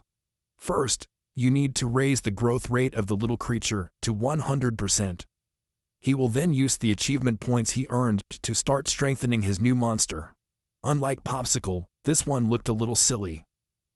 No one would imagine that something like this has the potential to become a god. He tells the little stone creature to start eating the materials so he can evolve. He debuts the first ingredient with intense enthusiasm, but he still needs more food. So he points out the stone powder that he also has to consume. The little creature refuses, and our guy reminds her that the food was very expensive. That's when he realizes that the stone creature is picky about what he eats. As she is still sulking, our protagonist comes up with an idea. The little creature suddenly feels a strange energy. Popsicle has just been summoned in front of her. The two creatures immediately begin to measure each other. The stubborn creature tries to impose its dominance, trying to attack Popsicle, but is quickly corrected. He's nowhere near strong enough to act like that. After being disciplined, she bursts into tears like a spoiled child. Now our guy understands that this will not be an easy task. The interaction between the creatures is still chaotic, but at least the stone creature is starting to eat. Although he hates the taste of dust, his growth rate finally reaches 100%. A dark light begins to envelop his entire body. Slowly, a great metamorphosis begins. The stone creature evolves into a stone ghost, a rank 2, stage 9 creature, already on the path of divine evolution. Our protagonist is delighted. Ludo would never imagine that such a thing would be possible. The little creature's gaze becomes strangely mysterious. That really surprises our protagonist as he tries to figure out what he's planning. The creature immediately unleashes an attack in the middle of the room. Popsicle doesn't like that behavior and charges directly against her again. The stone creature prepares to counterattack, but before she can act, something like a nervous tendril appears right in front of her, completely confusing her. Popsicle blocks his attack with his ice shield. Our guy does not like to see the wall of his apartment destroyed like that. If the creature is going to attack on its own, then it's time to teach it the rules. Now that Popsicle's evolution requirements have been met, he plans to discipline the stone creature and guide her on the right path. The evolution materials are finally consumed. Popsicle's eyes begin to glow with a terrifying intensity. The stone creature also feels how the energy increases, and then is stunned by what she sees. With her new evolution, Popsicle has transformed into a snow maiden, a rank 4 creature, although still at stage 1. He has the same abilities as before, only much stronger now. Our protagonist is excited about this new improvement. Then, the stone creature begins to feel that something is wrong with his body. As he looks down, he notices that his feet are slowly freezing. It's time to educate the new pet properly. Our protagonist asks Popsicle to use ice rain. Several ice peaks are forming in the sky. Before being skewered by them, the stone creature understands that she is being too arrogant and decides to apologize. Our protagonist explains that they made a contract, so he needs to obey it. However, if he insists on continuing this behavior, it makes it very clear to him that he has no problem ending the creature's life right there and then if necessary. So they ask him a simple question: are you going to cooperate or not? The stone creature shows respect immediately. She's terrified of what Popsicle might do to her. Once the discipline session is over, they hear a loud noise outside. Someone is extremely upset and demands that the door be opened. On the other side, there is an angry man complaining about excessive noise and damage to his wall. Our guy apologizes and says he will make up for it. But this is not the first time something like this has happened, and the man claims that he should also be compensated for the mental damage, demanding 30,000. Our protagonist is in shock. Furious, the man insists that he be paid in 3 days. He keeps threatening him until he senses the murder's intent coming from the stone creature. Since that creature lives and breathes violence, she decides to solve the situation by herself. The man suddenly realizes that he is powerless. Just before his skull turns to dust, our protagonist orders the creature: stone creature to stop immediately. Terrified and with his underwear compromised, the man asks if that creature really belongs to him, because he has never seen such a monster. Once again, our guy apologizes, explaining that he was training the creature and unintentionally scared his neighbor. He also asks if the man still wants compensation for the damage. The man instantly retracts everything he said. After all, the noise was just a small annoyance and really shouldn't be taken too seriously. Finally, the night ends. Our protagonist rests next to his beasts. The next morning, she wakes up in a panic because her phone won't stop ringing. Her cousin is calling. Today is the entrance exam to the Imperial Academy, and, apparently, he completely forgot about it. From the look on his face, it's clear that he really didn't know. Still, she manages to meet her cousin at the school gate. When she sees him approaching, she reaches out her hand to greet him. The background characters around him start making fun of him for being late to such an important event. The teacher is not happy either. He realizes that he has fallen asleep again. He explains that he has been exhausted lately, but she still wants to know if he has been practicing his spiritual techniques. His cousin watches their interaction closely. The teacher begins to address the whole class. It reminds them that they are the elite of the school, and that this year's exam will be much more challenging. He tells them not to feel guilty if they fail, and only asks them to give their best because they believe. The students are encouraged by his speech and promise to give everything they have. Meanwhile, our protagonist quietly hopes to surpass everyone again. Once on the bus heading to the exam venue, her cousin asks her why she hasn't been answering her messages. The truth is that he has been extremely busy lately and completely forgot about it. Then she tells him that her fierce magic bird has successfully evolved, and she is delighted about it. He is glad to hear it and believes that the exam will go smoothly. Looking out the window, her cousin is amazed by the size of the city, but she does not realize that she has just pressed her best attributes directly against her face again. Only after a moment does he realize what happened. He is completely embarrassed, instantly killing the joy that our protagonist was feeling. The students finally arrive at the Imperial Academy, an absolutely stunning building that almost looks like a palace. Everyone is amazed. Some are already thinking that if they manage to be accepted, their lives will completely change. Our guy, who keeps a low profile, realizes that people are breaking through. There are students from another school who also came to take the exam. More background characters are also starting to appear. Blazem approaches the cousin of our protagonist. Since she is the representative of the class, she should also impose herself in that situation. Feeling a little shy, she looks at our protagonist, who gives her full approval. Then he does exactly what the other representatives did. He introduces himself to everyone, but one of the background characters doesn't like that. He sees his school as a group of villagers. And to be fair, our guy's hometown is a little remote and far from the main cities. Then, finally, someone appears among the gathered young people.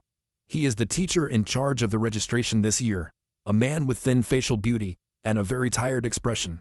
Congratulates everyone for getting so far, but he tells them not to rejoice yet. The difficulty of the entrance exam is much greater than anything they have done before. Compared to previous years, this time, the rejection rate is 80%. Students who chose the easiest exam difficulty start to get nervous. A background character teases them by saying that no one from our protagonist's school will pass, clearly just trying to cause trouble. Another, very bald, thinks that he and his friend will definitely pass, but he can't imagine who else could pull it off. The ugly girl begins to analyze things seriously. She thinks the long-haired student looks strong and will probably pass. He scans the other candidates until their eyes fall on our protagonist. His impression is that it looks extremely strange. The bald guy immediately asks her what she noticed. She says it's nothing. He only felt that his strength might be unknown. He says this while staring at him, but the bald guy dismisses him, believing that he is just a clueless redneck, and that he is not worth worrying about. The teacher tells everyone that they will be staying in a hotel that night, and hopes that everyone will have a good rest for the next exam. Some students get excited. Even the food will be free. Our protagonist's cousin invites him to have lunch with her. They head to the cafeteria where many candidates have already gathered. Some characters from nearby backgrounds begin to make comments and respectful about their cousin's physical attributes. One of them warns the others to shut up or they might get in trouble. At her table, her cousin tells her that she needs to eat more and puts too much protein on her plate, much more than she needs. Blossom and Buttercup join them, saying that the two seem like a cute couple. This really embarrasses her cousin because she had never thought about things that way. The characters in the background are surprised. Several girls are gathering around our protagonist. One of the guys gets extremely jealous, thinking that he should be the one who gets women's attention for his appearance. Then a guy comes up to their table and asks if he can sit with them. Our protagonist's cousin doesn't like it at all, but she still allows him to sit down. The background character starts to introduce himself. He says he's from the Kingpin School, and his name is Heavens. Every name in history is a challenge. Now that he's sitting next to our guy, the protagonist asks him what brought him here. He explains that he heard that someone from our protagonist's school managed to take the exam on the upper difficulty, and really wants to meet that person. Buttercup doesn't like that at all, neither does Blossom. Think about how this guy came just to gather information so he could beat his competitors later. But the poor guy insists he just wants to make new friends. For small supporting characters like him, the only way to survive in the story is to get closer to the main cast. Our protagonist's cousin tells him that she has nothing to say to him and asks him to leave. Still, his wand begs him not to be so hostile. He is not there to bribe unlike his classmates, and he points to the leader of his school, that long-haired background character, who is currently surrounded by girls. He is a very famous prodigy in his region. He completed the exam in the hard configuration, and his beast is a plant-type creature that is already at rank 3. Blossom and Buttercup are stunned. That's too high a rank for a freshman. Xiao explains to me that the guy's family is extremely wealthy and supplies him with rare materials. Hearing this, our protagonist's cousin realizes that she still has a long way ahead of her, as her creature is only at stage 7 of rank 2. Continuing with the introductions, Shin points out an ugly girl, the one with the ponytail. He explains that she is extremely troublesome. He barely got his beast in his 3rd year, but within a month, he managed to pass the exam. His creature is a steel dragon at stage 8 of rank 2. Blossom is surprised. It seems too fast to make so much progress, but her friend reminds her that the greater a tamer's spiritual power, the easier it is to strengthen his beast. Our protagonist begins to observe the ugly girl. She notices him quickly and makes him a small friendly gesture, but there are still others she wants to introduce. A guy has a creature with 2 elements, which leaves girls completely speechless. Our protagonist's cousin recalls learning from her teacher that rare beasts with multiple attributes exist only in extremely dangerous areas, and most of them cannot even be overpowered. This makes our protagonist think of a stone creature, a hybrid of stone and ghost type. It is a good sign that investing in it will be worthwhile. After sharing all the information he knows, all Shin wants is to know more about the student who completed the higher difficulty exam. Blossom is about to reveal the truth, but then something happens. She is interrupted by our protagonist, who says that this prodigy did not show up today. His words leave the girl stunned. Our protagonist sticks to that version and tells the background character that none of them know personal. To the student who passed the higher difficulty test, January is disappointed, and since no one wants to share anything with him, he says goodbye. But he may feel that something is being hidden, and he is sure that the one who passed the upper test is in that group. He joins another table full of his classmates and tells them that he will be putting that guy to the test soon. Blossom wants to know why our protagonist didn't tell the truth. After all, it's something he should be proud of, but he doesn't like the attention. He does not want to be the center of attention, and does not even think that a stranger's information should be trusted. After finishing their meal, everyone starts to leave the cafeteria. Stasi, this will be the cousin's name from now on, she tells her friends that they should train that night, so that she can perform well in the exam. He also invites our protagonist to stop by his room later so that they can train together more effectively. Naturally, Our guy's corrupted imagination immediately creates an extremely improbable, but very attractive scenario. But his moment is interrupted by complete nonsense. A character in the background suddenly spanks Stacy. He wants to know if he and his friends can visit his room that night, clearly hinting that he is ready to do something disgusting. I didn't expect Stacy's violent reaction. She's already prepared to crush his skull with her bare hands. The guy, eager to provoke, stops his fist to show off his physical strength. His friends start smiling, but none of them realize that something extremely dangerous is about to happen. Our protagonist is overwhelmed by genuine anger. He's bloodthirsty. The problem is that if he fights there, he will be punished, and Stassi asks him to ignore it. The background character says that the girls at school are beautiful, while the boys are apparently pathetic. He finishes that sentence, and the next instant, a punch flies towards his face at high speed. In seconds, our protagonist smashes the guy's face. The impact sends him flying several meters, filling his friends with terror and despair. Even then, they think that our protagonist will get beaten up, but he has already activated cruelty mode. He can tolerate humiliation directed at himself, but they made the mistake of picking on his cousin. Sensing his murderous intent, the students begin to get dirty very slowly, and our protagonist declares that he will not allow them to leave without punishment. The background character with the shattered face manages to stand up. He is ready to attack with spiritual energy, but someone stops him. He is the representative of his school, the long-haired background character, who does not want the reputation of his institution to be tarnished. He also admits that our protagonist's punch was quite strong. Still furious, our protagonist says that the matter is far from over. The background characters insist that they will teach him a lesson, and the long-haired representative says that he will listen to our protagonist's complaints. The two look at each other with hostility until Stassi calls him to leave before someone ends up dying in that hallway. Only then does our protagonist finally suppress his murderous aura.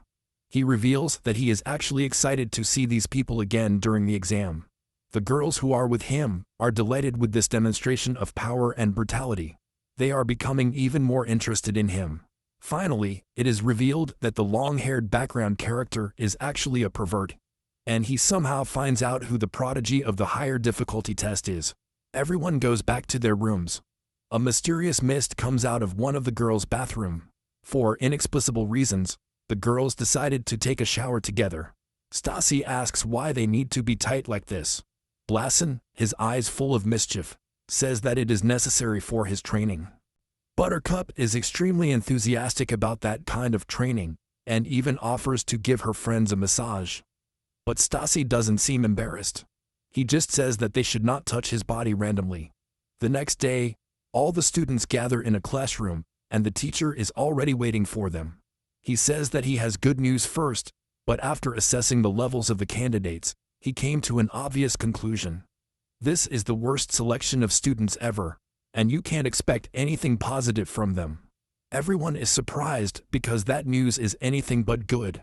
The characters in the background start insulting each other. Blasem gets furious and says he hopes he never has to see that idiot again, or he will get what he deserves. The examination will take place once again within the illusory dimension of the origin stone. This time, the place is called the Secret Forest. Slowly, images of that dimension appear for all students to see. You can clearly see that many dangerous creatures are waiting on the other side. When they enter meditation, they will be sent there, and each one will have a score on his arms. The panel will show the number of dangerous creatures. Gross that they defeat. Rank 1 creatures give 10 points, Rank 2 creatures give 20, and Rank 3 creatures give 40. The professor says that they will be both hunters and prey. When their creatures or their own bodies die within that dimension, the trial will end for them. There is also a central stone that shows the scores of the top 10 players. Since there are Rank 3 creatures inside, most of the students will probably be eliminated instantly. The evaluation time is only 4 hours, and only the top 10 candidates will be approved. This prompts a student to ask a question. It's the long-haired background character who wants to know if they are only allowed to hunt beasts. The professor says that's a great question. If they eliminate another candidate, they will receive all the points of that person. This immediately causes chaos among the candidates who start trying to form alliances in order to survive. The bald guy likes that news because now he can use his full potential, but the ugly girl is still suspicious, watching our protagonist very closely. With all the noise, the professor yells at everyone to shut up. He says the real battlefield is much more brutal than this exam, and if any coward wants to quit, he should do it now. It also says that the first place candidate will receive several privileges. He is eager to see which of them will become the king of rookies. There is if you really want to find our protagonist of immense, because he knows it will make his life easier. He is also worried about her and tells her to use her flying skill to find him as soon as he reaches the other side. Those words fill the Stasi with determination. The teacher tells the students to sit down and remain silent. It is time to enter the illusory dimension. Our protagonist finally appears inside the forest. The first thing he does is look around and spots the big stone that the professor talked about. He also sees the test data on his arm, his score, and the remaining time. The information is limited. He can't tell if he's in the top 10, so that stone will definitely become a meeting point for players, making it the most dangerous area. In other words, if you hunt freely without checking the stone, you will not know its real position. And if he is in the top 10, he will become a target without realizing it. It seems that the real goal of the exam is to force the players to fight each other, because those who are strong enough can ignore the rules completely. Treating it like a game, our protagonist is ready to have fun. While he is walking, and an attack suddenly happens, something loses his fangs. A big snake tried to attack him, but he's only rank 1. The poor creature will definitely not bite anything else for the rest of its life. Our guy only put up that barrier as a precaution to avoid situations like this. As he was already in the middle of a fight, he decided to call the creature of stone so he could have some fun too. He plans to hide his own strength for now so that he can explore the true potential of his new beast, especially since he has 2 attributes. The snake in front of the stone creature doesn't look dangerous at all. Since she was already trying to run away, our guy decides to ignore her. Think it would be a waste of time for such a small amount of points. Since he wants to test the potential of his creature, it's time to look for much fiercer and more dangerous opponents. What really bothers him, though, is wondering if Stasi will be able to find him in that one place. She hopes that everything will be fine, completely unaware that her cousin is leaving a trail of destruction in her wake. After 15 minutes, he has gathered 30 points, but he has not been able to find it. So he orders his firebird to keep looking. From above, the creature can also see the main stone. Gradually, Stasi gets more worried because she really wanted to be alone with him in that forest. Maybe she's the real danger. The firebird keeps flying, and then Stasi finally sees something. Several players are being tormented by the forest creatures. The life of a background character is really not easy. Unfortunately, tamed creatures can't get very far away from their owners, which makes things a little complicated for him. To solve this, Stasi needs to keep exploring. One thing is for sure, our guy will definitely be in the top 10, and you can find him later using the coordinates of the main stone. While she is thinking about such a strategy, a malicious ostrich tries to approach her with bad intentions. He dodges the attack easily, letting the clumsy ostrich stumble past. She notes that the monster is rank 2, and according to her notes, it should be no match for her flaming creature. The firebird charges forward and turns that stupid ostrich to ashes. That gives him up to 20 more points. But right in the middle of the fight, something unexpected happens. Try to understand who caused it. A boomerang returns to its owner's hand, but it's not a real boomerang. It's a banana. It was thrown by a big monkey belonging to that annoying side character, but the monkey is weaker than the Stasi creature. The guy is excited, thinking it's a wonderful coincidence that they have found each other. Stasi hates him because he stole the points from his capture, but he doesn't care.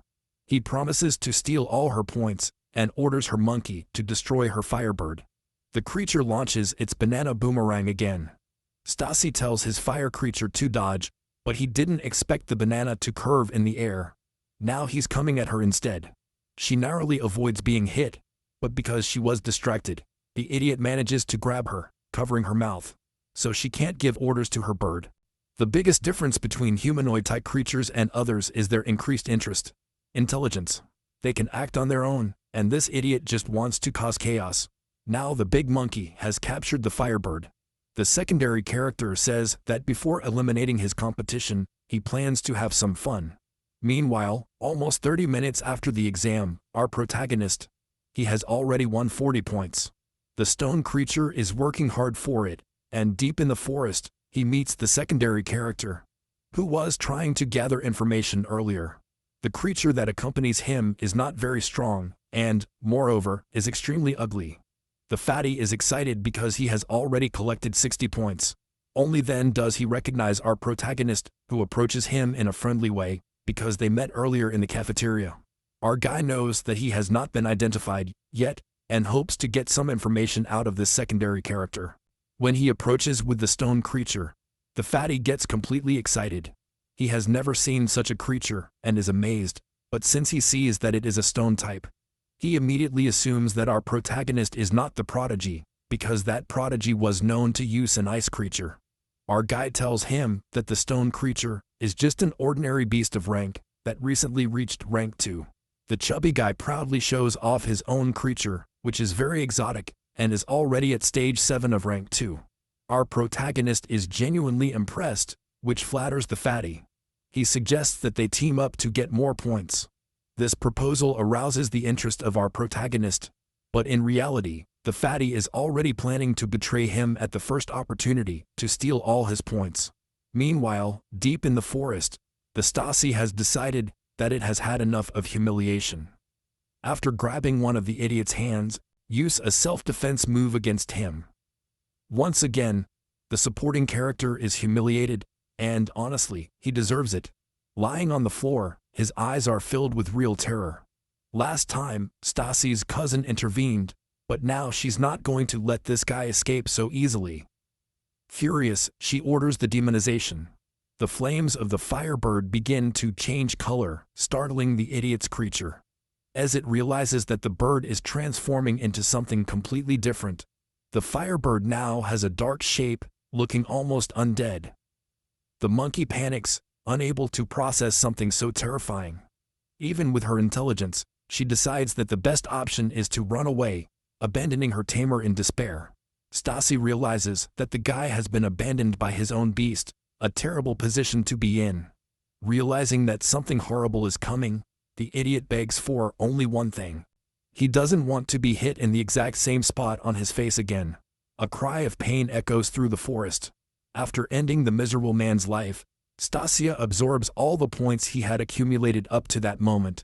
The main stone is already showing the players who lead the exam. Outside, the teacher observes everything carefully. It seems that these candidates are not so bad. It's been less than an hour, and someone has already surpassed 100 points. Now the teacher looks at the long-haired student. That guy just encountered a rank 3 creature and a dangerous tiger, but his plant-type creature is also rank 3.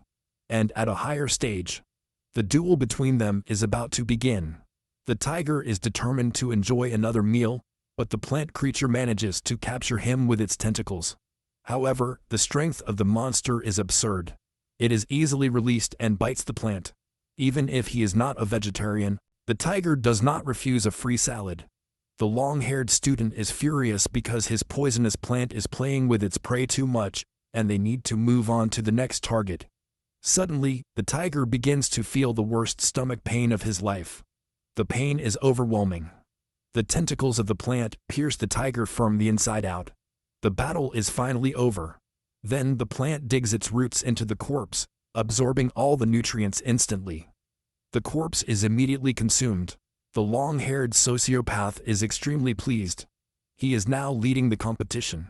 Other competitors finally reach the main stone, closely watching the names of those who led everything.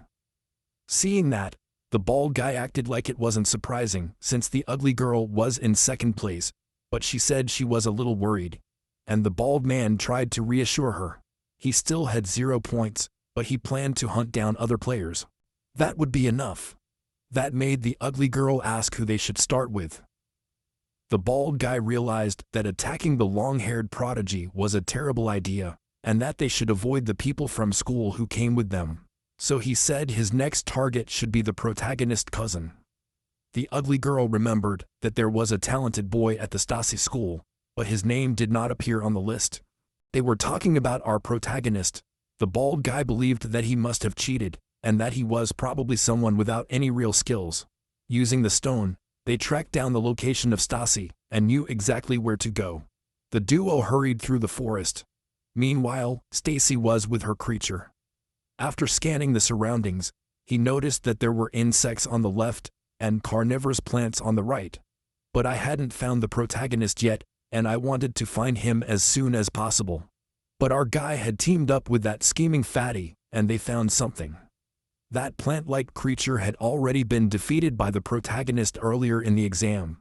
The fatty said that he would leave this one to the protagonist, pretending that he would help later, when in reality he was waiting for an opportunity to betray him and steal all his points. Pebble came in with brutal force. In just a few seconds, the plant creature was already defeated. Pebble has no mercy. He only knows how to inflict pain and violence. That's when the fatty started thinking about what had just happened. That enemy was defeated in one fell swoop, and that show of strength was not something I expected to witness. Now there were just over 2 minutes left for everything to end, and the protagonist's cousin was in the top 10. The teacher was surprised by the progress of the protagonist. In less than 2 hours, he had managed to get on the list. Only then did he realize that the protagonist was working together with another candidate. The fatty was now terrified, because he could not contribute at all to that progress. The protagonist apologized for being too strong. Since his performance was crucial to pass, he ordered his creature to finish everything quickly. But since the fatty needed stitches, he would be the next one to fight. The truth was that the big guy hated the protagonist's attitude, and was still determined to steal all his points. At that moment, the system warned that a rare beast had been detected, and the protagonist believed that he would get more points from it. In the middle of the trees, he found a strange golden-colored trunk. The fatty couldn't believe it was real.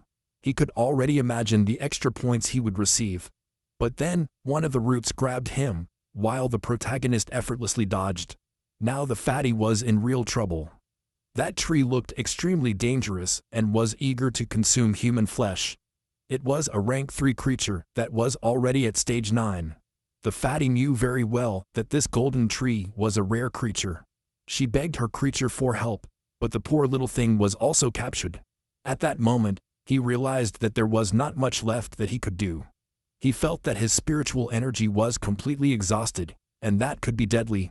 So she stole help from the protagonist, but he reminded her that they had agreed that the fatty would hunt the next creature. However, things were not in his favor. He clearly needed help to defeat something so dangerous. After all that, he still turned his back on him because his agreement was breaking down, saying that the fatty was perfectly capable of handling it alone. That left the poor guy completely desperate, begging for help. Now that things had reached this point, our protagonist decided to help, but he wanted something in return. The fatty promised to share more information about others, although he secretly planned to betray our protagonist, because he did not like to be humiliated like that. While they were still in that dangerous situation, our boy was thinking calmly.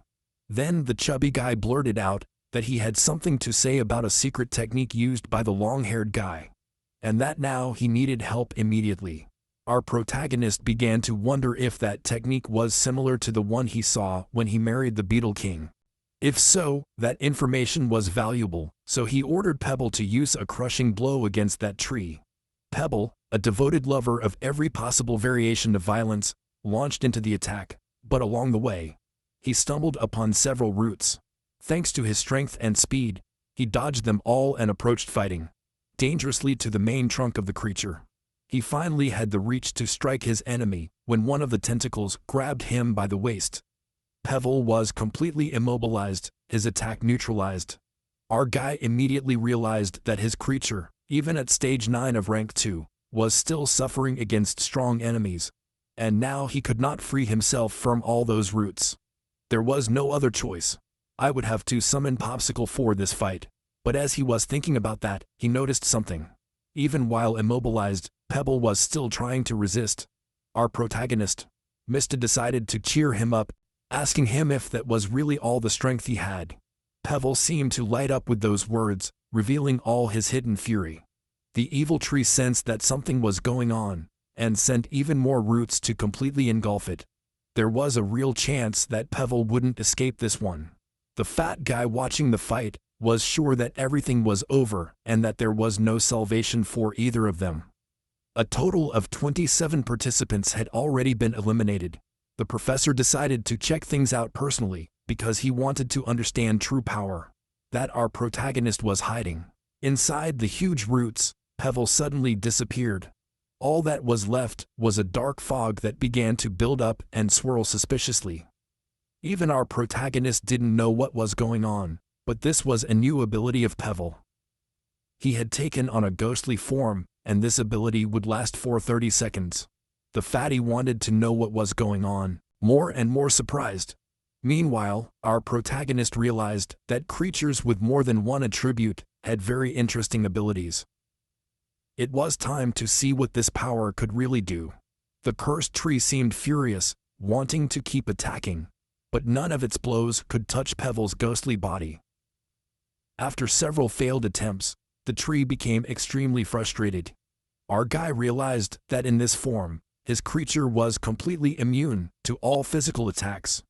Reviewing the system, he saw that in this phantom form, Pebble could throw stones and create spikes from the ground. He ordered her to throw projectiles at the creature's eyes and trunk. Following the order, Pebble used his psychic power to move objects, sending them all to the exact points that our protagonist had chosen. The tree was eventually defeated, freeing the fatty and his useless creature. The difference in rank was really absurd, and our protagonist knew that that alone would not be enough to face enemies of this type. Now free, the fatty begged our protagonist to run to, insisting that he had no chance of defeating that monster. After hearing that, the fatty started to feel really cornered because if our protagonist lost right there, there would be no one left to steal points from. Unfortunately, it seemed that he would have to abandon his evil little plan and save it for another time. The tree stood up again, completely out of control, wanting to use its roots to completely annihilate our protagonist, but he called Popsicle. The moment he joined the battle, he appeared right in front of all those malicious tentacles. It was time for him to unleash his ultimate skill. Summoning a snowstorm, he froze a large part of that area, including the roots of the cursed tree. Pebble's 30-second skill was over, and he was back to full fitness. With the enemy completely immobilized, it was time for Pebble to use brute force and crush him mercilessly. He crashed into the log with violent and crushing blows. Popsicle was still using her ice ability, and our protagonist ordered Pebble to return to his spirit form. That way, he could avoid the ice spikes that were now falling from the sky, causing even more damage to the cursed creature. Accumulating power in one hand, our protagonist said that things were not over yet. It was his turn to strike the creature as well, unleashing a brutal burst of spiritual force. When the fight finally ended, only pieces of the cursed tree remained. The system immediately notified him of his victory. Pebble moved up the ranks, and in his spirit form, he could now create clones with the same attributes as the original, costing 100 conquest points. Our protagonist realized that the skill was expensive, but incredibly useful once learned. He was getting more and more excited about Pebble's potential by the second. Outside, someone was watching all this very carefully. The professor saw that what our protagonist had done was genuinely impressive, and that the ice creature had the potential to reach the divine rank. After gaining 60 points with that victory, our protagonist realized that he probably couldn't hide his potential anymore. The fatty finally returned to the clearing, trying to understand what had happened. When he tied up the pieces, he came to the obvious conclusion that our protagonist had been the one who defeated that cursed creature. But something else caught his attention. I wanted to know who the blue girl was, as I had not seen any candidate who looked like her. Our protagonist regretted it. He had forgotten to hide Popsicle, and now he could no longer hide his identity. Still, he tried to give a ridiculous excuse, saying that he did not know that girl, and assumed that she was a beast in human form, giving her the credit for the victory against the tree. But that confused the fatty even more. I couldn't understand why the beasts were fighting each other. Maybe it was someone's summoned creature. Then he realized that it could be the work of the legendary students, a proof that this person's power was far above the rest. And if that was true, he might be the next to be eliminated. Listening to all that, our protagonist was simply confused. He had to use the system to give Popsicle a new order. I needed to pretend I was attacking them. Naturally, she was extremely confused by that order. Then, the fatty finally realized that they were really the next targets. Several ice daggers materialized in the air, ready to annihilate anything in sight. Now the boy was completely desperate. He and his useless creature could do nothing to defend themselves. Following the order of our protagonist, Popsicle started throwing ice everywhere, attacking everything around him. Seeing that he was about to be eliminated in the most humiliating way, the fatty decided that his best option was to attack our protagonist first, and then try to escape, so he ordered his creature to act. After swallowing our protagonist, it seemed that the creature had eaten him, but the fatty said that he did it to protect him. Using the system, our protagonist confirmed to Popsicle that everything was fine, and told her to leave first. He gave the same order to Pebble. After running for a while, the chubby guy was completely exhausted and needed catching his breath. But he believed that the situation was perfect now that he had managed to escape the danger, and would still gain some points. Inside the creature, our protagonist wanted to know if they were already safe, which startled the chubby guy. Using his magic barrier inside that stomach, it had not been digested at all, and he asked if it could be released. The chubby boy claimed that they were still being chased, and told him to hold on a little longer. But he could not understand why his creature had not digested him. That food was starting to make the monster feel extremely sick. Finally, the creature spat at our protagonist. Seeing all that, the chubby boy had no idea how he managed to escape. Our protagonist thought that if the monster kept chasing them, they could combine forces and destroy him. That made the chubby boy sure that he was dealing with a complete idiot. Now that they were no longer being persecuted, our protagonist wanted to know more about this exclusive spiritual technique. The chubby boy suggested that they go to the main stone first to check if they were ranked in the exam. Along the way, he explained that this spiritual technique is something that only a few takers can awaken. You can get it through books, but it is so rare that even teachers are not always willing to teach it. Upon hearing that, our protagonist wanted to know what techniques his competitors were using. But finally they reached the main stone, and the chubby guy was eager to check the ratings. As expected, our protagonist was among the best candidates, but the name of the chubby boy did not appear in the top 10. Time was running out, and he believed he still had a chance because the last ranked candidate only had 100 points. All I needed to do was eliminate our protagonist. Plotting something dirty, he called our protagonist. But then, he realizes something strange. Our protagonist had a total of 180 points, and he had no idea how it happened. He then associated those numbers with the fourth place candidate who had exactly the same score. Horrified, he asked the name of our protagonist. Full of confidence, our protagonist said that his name was Lindsay. Although, honestly, it seems more like a Linu to me. A much easier name. The chubby boy couldn't believe it. I couldn't believe I had been traveling with him all this time. I had ignored a crucial detail. People who passed the higher difficulty test can have two beasts, and that ice creature definitely belonged to our protagonist. That he had been hiding his strength the whole time. Now that everything was out in the open, our protagonist told the chubby boy not to forget what happened. He had saved him, and now it was time to deliver information. Completely terrified, the chubby boy made a decision. Silly. He said he wouldn't say anything, and ordered his creature to attack.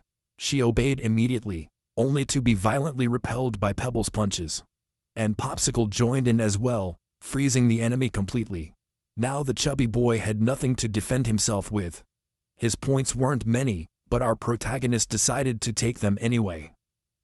After being scared to death, the chubby boy finally agreed to cooperate and said he would tell everything he knew. But our protagonist had already changed his mind. There was no point in learning the techniques of competitors. Everything would stay the same. Those words instilled an absolute terror in the chubby boy's heart. When he saw our protagonist say that he was much stronger than the others and that nothing would change, he meant it. Just when he finished talking, our guy told Popsicle to use his ice attack. But something interrupted that moment. The fat boy's body was suddenly pierced by roots that came out of nowhere. And, honestly, I'm not even surprised. The one who did it was that long-haired idiot, better known as the weirdo in the wig. He said that he had been waiting a long time for our protagonist to appear. Even after getting that hit, the fat boy warned him to be careful, because our boy has a creature with ice attribute. Meanwhile, our protagonist observes everything closely, already preparing to solve some pending issues. The long-haired weirdo told the fat kid that he could finally go to rest. In truth, he was delighted because all the fat boy's points were about to be absorbed by his teacher. So in the end, his sacrifice would not be in vain. But before the poor boy could disappear, his body was frozen into a huge block of ice. Now all the attention of the weirdo is on our protagonist. He wants to discover the power he has been hiding all this time, to see if he deserves the title of best rookie. But our guy didn't care about the titles. If that fight is just about something so pointless, I'd rather have peace. When he heard that, the long-haired weirdo assumed that our protagonist had admitted defeat, completely unhinged. He said he was shocked to find out what a coward he was, and promised to crush each of the top-rated ones one by one. Just imagining the pleasure he would get from that made him seem even more degenerate. Only now our protagonist remembered that his cousin is also in that place. The same goes for her friends, and all of them would be in danger if that disgusting weirdo approached them. After checking his location, he started moving towards her immediately. But the long-haired idiot is determined to get in his way, ordering his plant-type creature to block the way. The creature immediately launched its tentacles, trying to stop him, and even managed to hold Pebble. But our protagonist still managed to protect himself with his spiritual shield. This made the weirdo think that our protagonist was nothing more than a clown, too easy to capture, and now perfect to squeeze him dry. That assumption deeply irritated our guy. He didn't have a second to waste with a clown like that, so he called Popsicle to appear behind him. That's when the weirdo finally saw the terror approaching, but he was already completely frozen by Popsicle. The plant creature tried to avenge its master, but was frozen just as easily.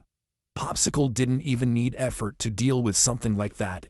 With both enemies pinned down, Pebble began unleashing hate-filled punches, shattering them. Our protagonist reminded everyone that he had been warned. I had no time to waste with garbage like this.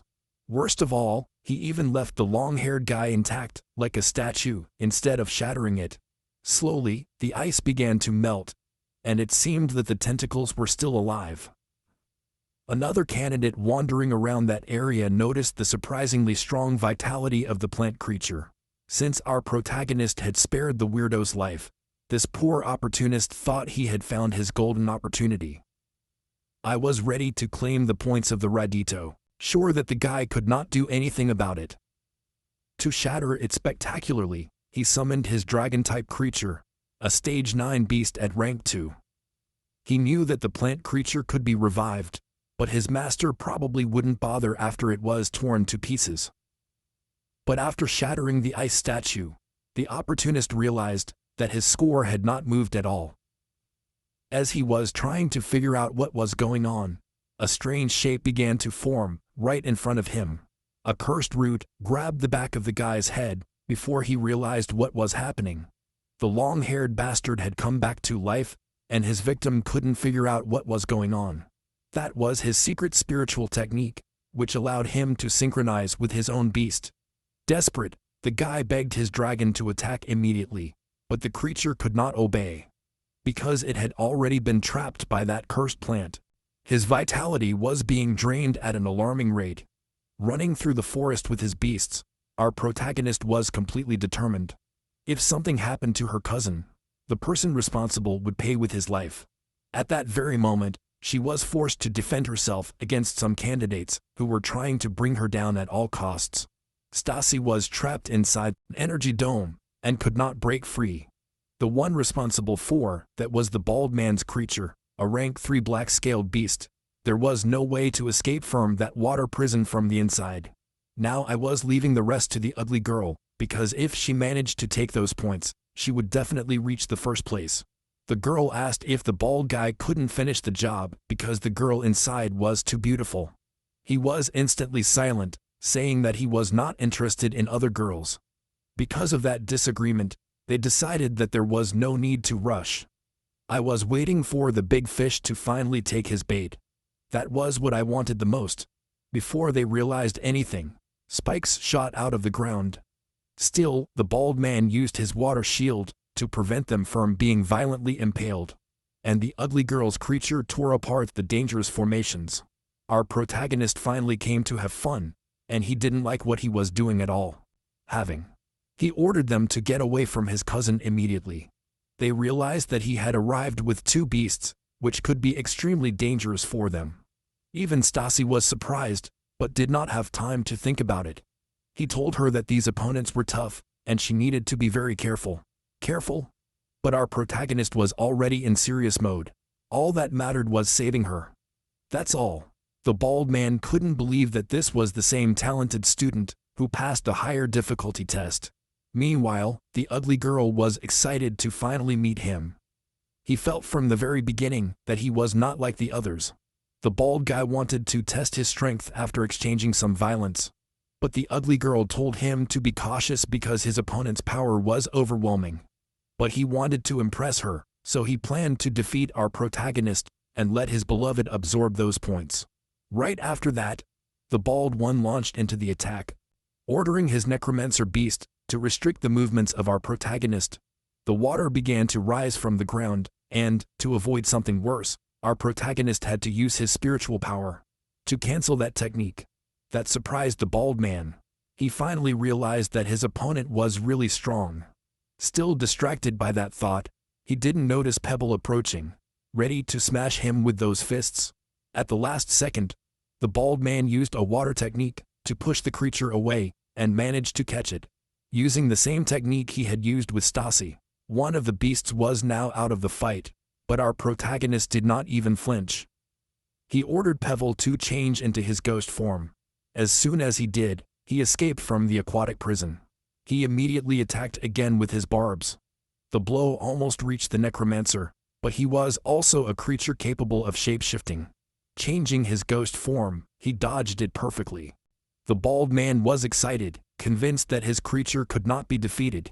He completely ignored the ugly girl's warning, because the danger was already coming from behind. The spikes came out of the ground again, almost taking his life. Pebble was the one who did it, proving that he is a very cunning creature, but the one behind the bald one was just one of Pebble's clones. After getting injured like that, our guy warned his opponent that he is not intangible like ghosts, so he should be careful. That infuriated the bald man. He is now ready to use the death sentence stamp, which seems to be a brutal technique. His creature is accumulating a dark and intense power that isolates Pebble completely in his spiritual form.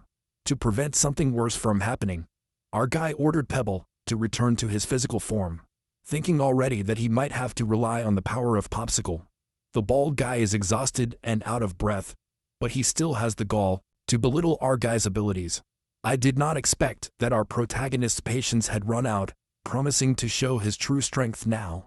While the ugly girl was shocked, a massive energy spread throughout the area. They finally figured it out. This was not a fight they could win. And if they didn't flee now, they would be eliminated instantly.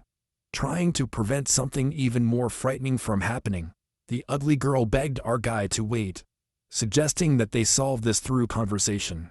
That offer managed to catch his attention.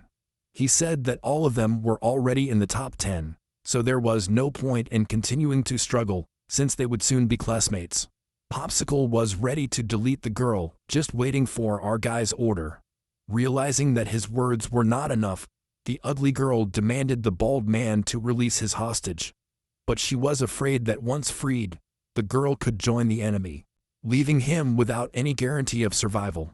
Annoyed, she ordered him to obey immediately, and that made the bald man cancel his water prison.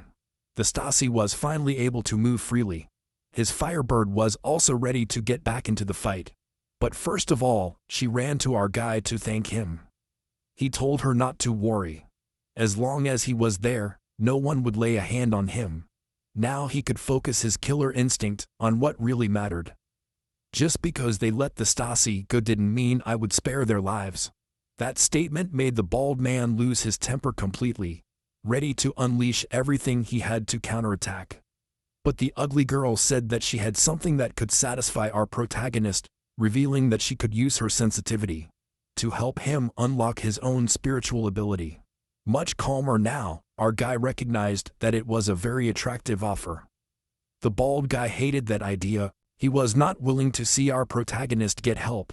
But after examining the expression on the ugly girl's face, he began to fall into deep conspiratorial thoughts, imagining that he had already lost the love of his life.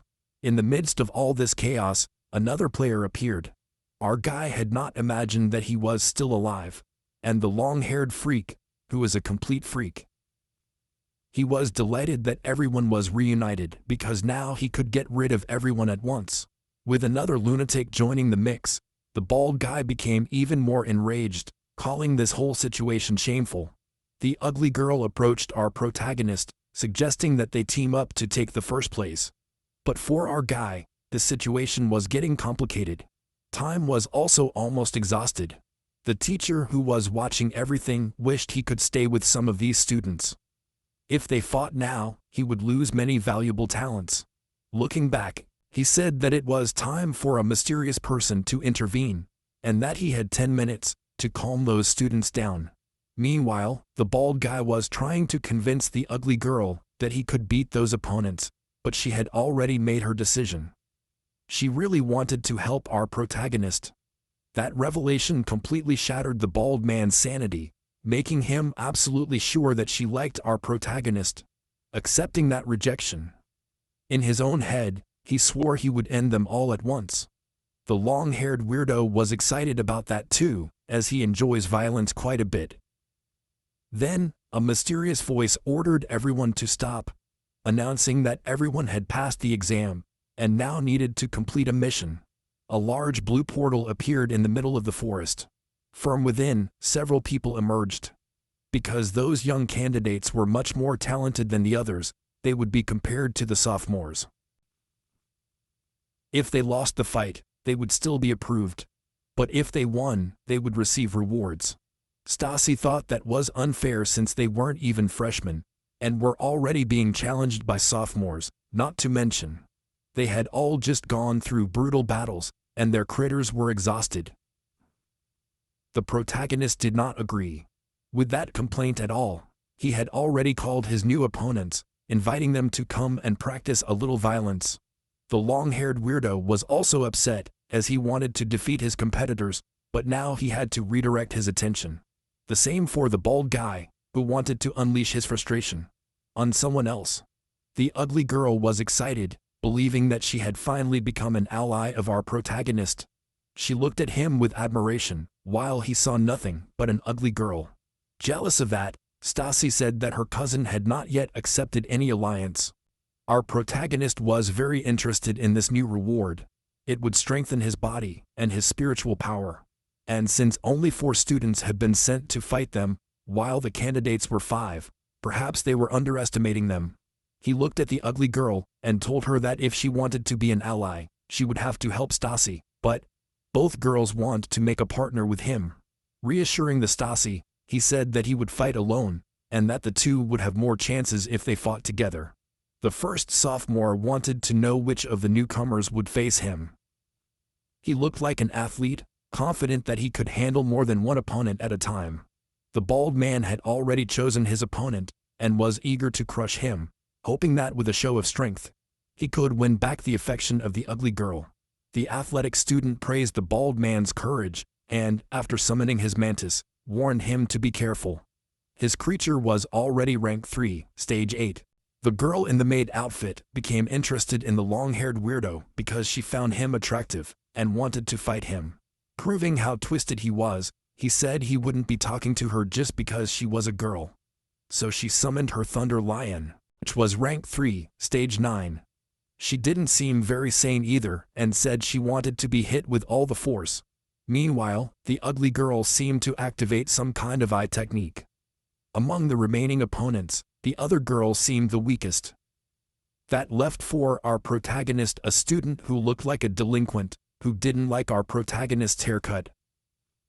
Being perfectly polite, our protagonist asked his superiors to be lenient with him. Now the two girls with our protagonist would face a blue-haired student who actually praised the appearance of both of them. He hated any woman prettier than her, so he wouldn't hold back in this fight. That comment left the girls confused because between the two, only one was really pretty. Stacy is delighted that our protagonist has emerged victorious. That's really amazing. The other students who were defeated have already returned to reality, and many of them are disappointed. Blazem and Buttercup, obviously, were eliminated, but they are still surprised by the result. Buttercup said that there were too many geniuses in that dimension, and that it would be almost impossible for secondary characters like them to advance to the next chapter, especially being drawn so modestly.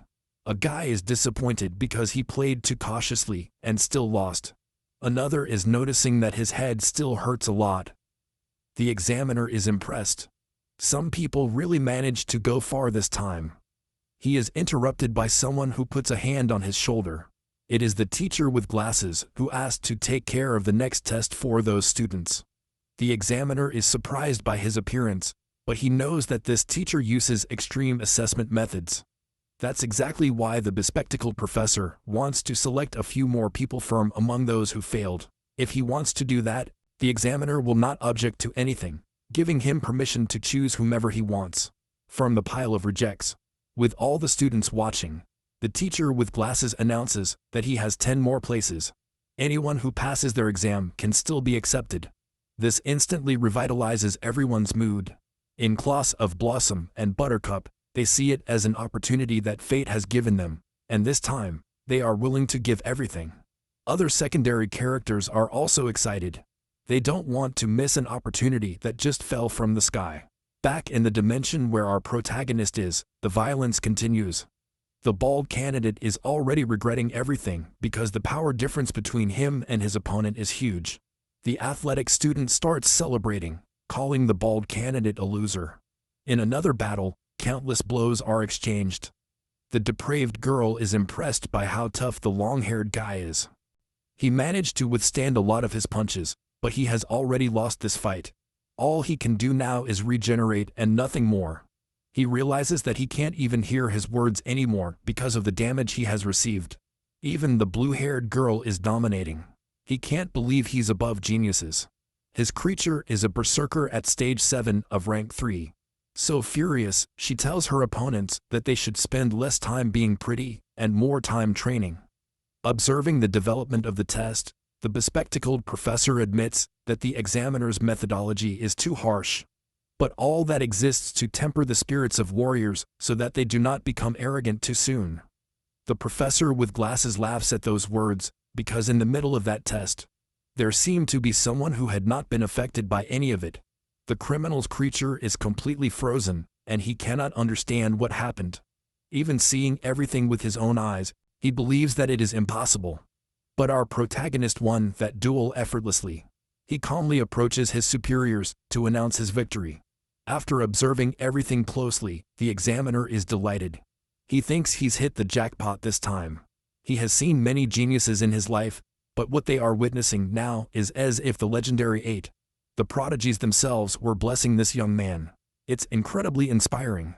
Even the teacher with glasses believes that our protagonist has even greater potential and wants to become his teacher immediately. It is then that the examiner reminds him that students who enter the top 10 must follow the rules of the institution. Inside the dimension, The poor student with the questionable haircut is still trying to accept his defeat, and Stacy is delighted with our protagonist's victory, finding it really amazing. The ugly girl, on the other hand, is extremely confused. He never expected our protagonist to have that kind of strength. All this happens while the bald man laments his own defeat, promising that he will turn all that frustration into motivation, and that he will take revenge. The other superiors now gathered can't believe that our protagonist managed to win, as he hasn't even officially become a student there yet. But our guy is brimming with confidence, suggesting that anyone who doesn't believe him should put him to the test while they still can. He even suggested that the three of them attack him right now, so that there would be no excuses later. The superior athlete immediately ordered his mentis to attack, but Pebble was not going to allow it. The creature blocked the arthropod's blow with ease, and it was time for it to return the violence. The teachers already know that these superiors are no match for our protagonist. If things continue like this, the sophomores will be completely crushed, and our guy will only earn more enemies. Thinking about the well-being of everyone, the evaluator announced the end of the evaluation, praising everyone's performance, but declaring our protagonist the winner of that session. That forced the superior athlete to abort his attack, but he promised that they would fix things as soon as our guy joined the academy. But our protagonist said that there was no reason for all that, saying that his superior was the best among them. After such a show of confidence, those words only hurt the superior's pride even more, and now he is determined to restore his honor. Finally, the superiors were taken back outside.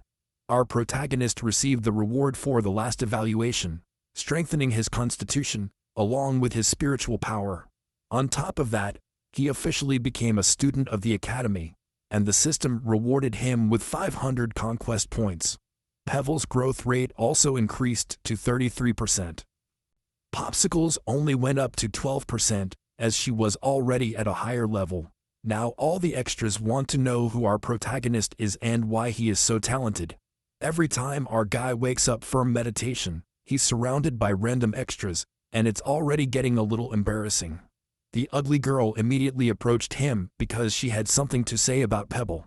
She believes that she might have another unexplored form, but if she wants to learn her exclusive spiritual technique, she will have to look for it after the exam. Our protagonist is not very interested in looking for that woman, but he will certainly do it for what he can earn.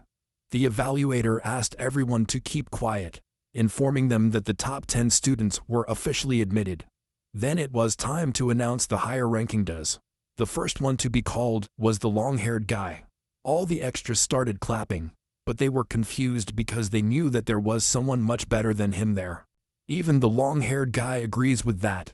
He knows that our protagonist did much better, and now he feels humiliated for receiving a recognition that does not belong to him. Congratulations to him. He may be a weirdo, but at least he has self-awareness. The glasses teacher also disagreed and asked the evaluator if this was fair. In response, he heard that they cannot put all their hopes on one person. People.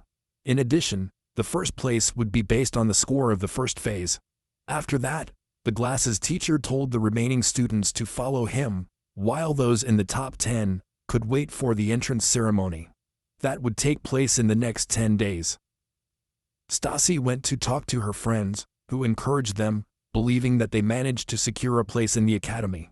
The one who approached the protagonist was that chubby guy. I had gathered a lot of information, but it was still not enough. The person he had been looking for was by his side the whole time. After watching the boys' last fight, he now had a proposal to make. Our protagonist decided to listen to him, and the fatty wanted to become his lackey. An almost indecent offer for our protagonist.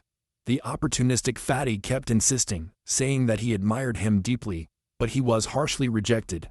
Not to mention that he had not even been accepted into the academy yet. Still, the fat man swore that he would approve, asking his boss to just wait for him. The long-haired guy watched all this with irritation. Now our protagonist is outside, and Stassi suggested that they do something fun on his day off to celebrate. The protagonist accepted. The last few hours have been exhausting, so relaxing sounded great. Stassi then suggested that they return to their city only the next day because he wanted to spend the night in the village. Looking at her warmly, Lino accepted. That seemed to make the girl genuinely happy. But there was a big problem that they needed to solve immediately. If they were going to stay one more night, they would need to pay for the accommodation.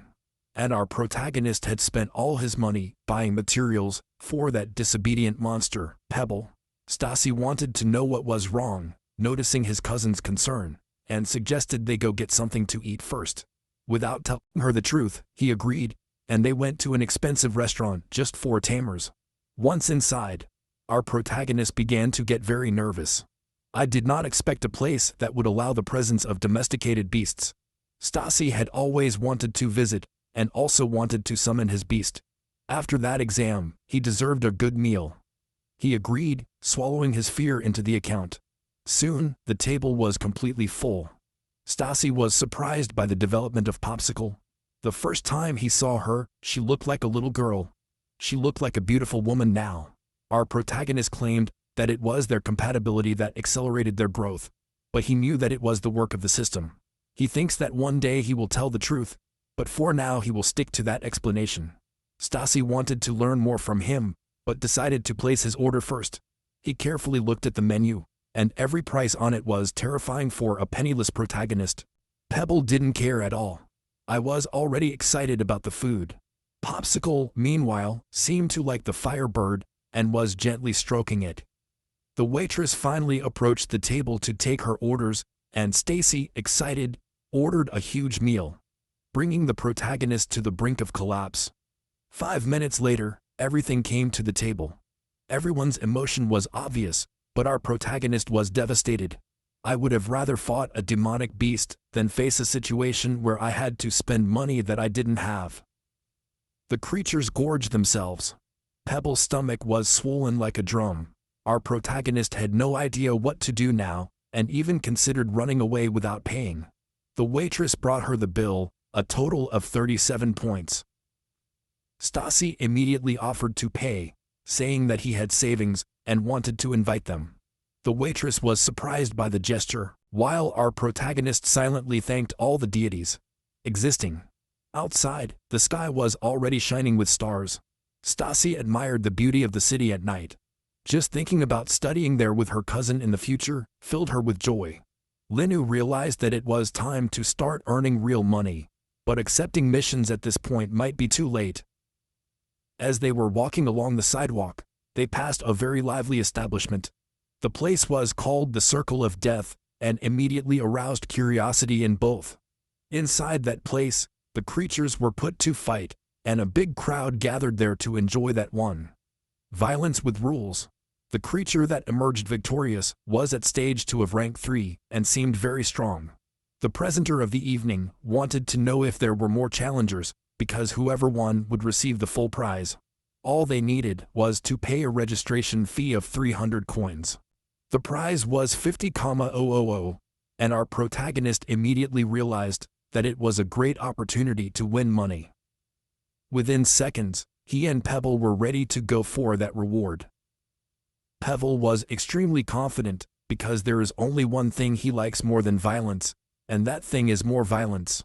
Stassi was surprised when he found out that our protagonist was really going to enter that competition. But for him, if they offered so much money, there was no way he could ignore such a good opportunity. As there was a small power gap between him and his opponent, he decided to make some minor improvements to Pebble's strength. For that, I would use the system. After spending 780 conquest points, Pebble advanced to stage 3 of rank 3. The higher the level, the more expensive the upgrades become. Stassi noticed that Pebble had just become stronger and wanted to know how it had happened. Our protagonist said that it could have been the result of the good food he had that night. Now the girl was extremely motivated, believing that our protagonist could really win. The presenter announced that a new challenger had appeared.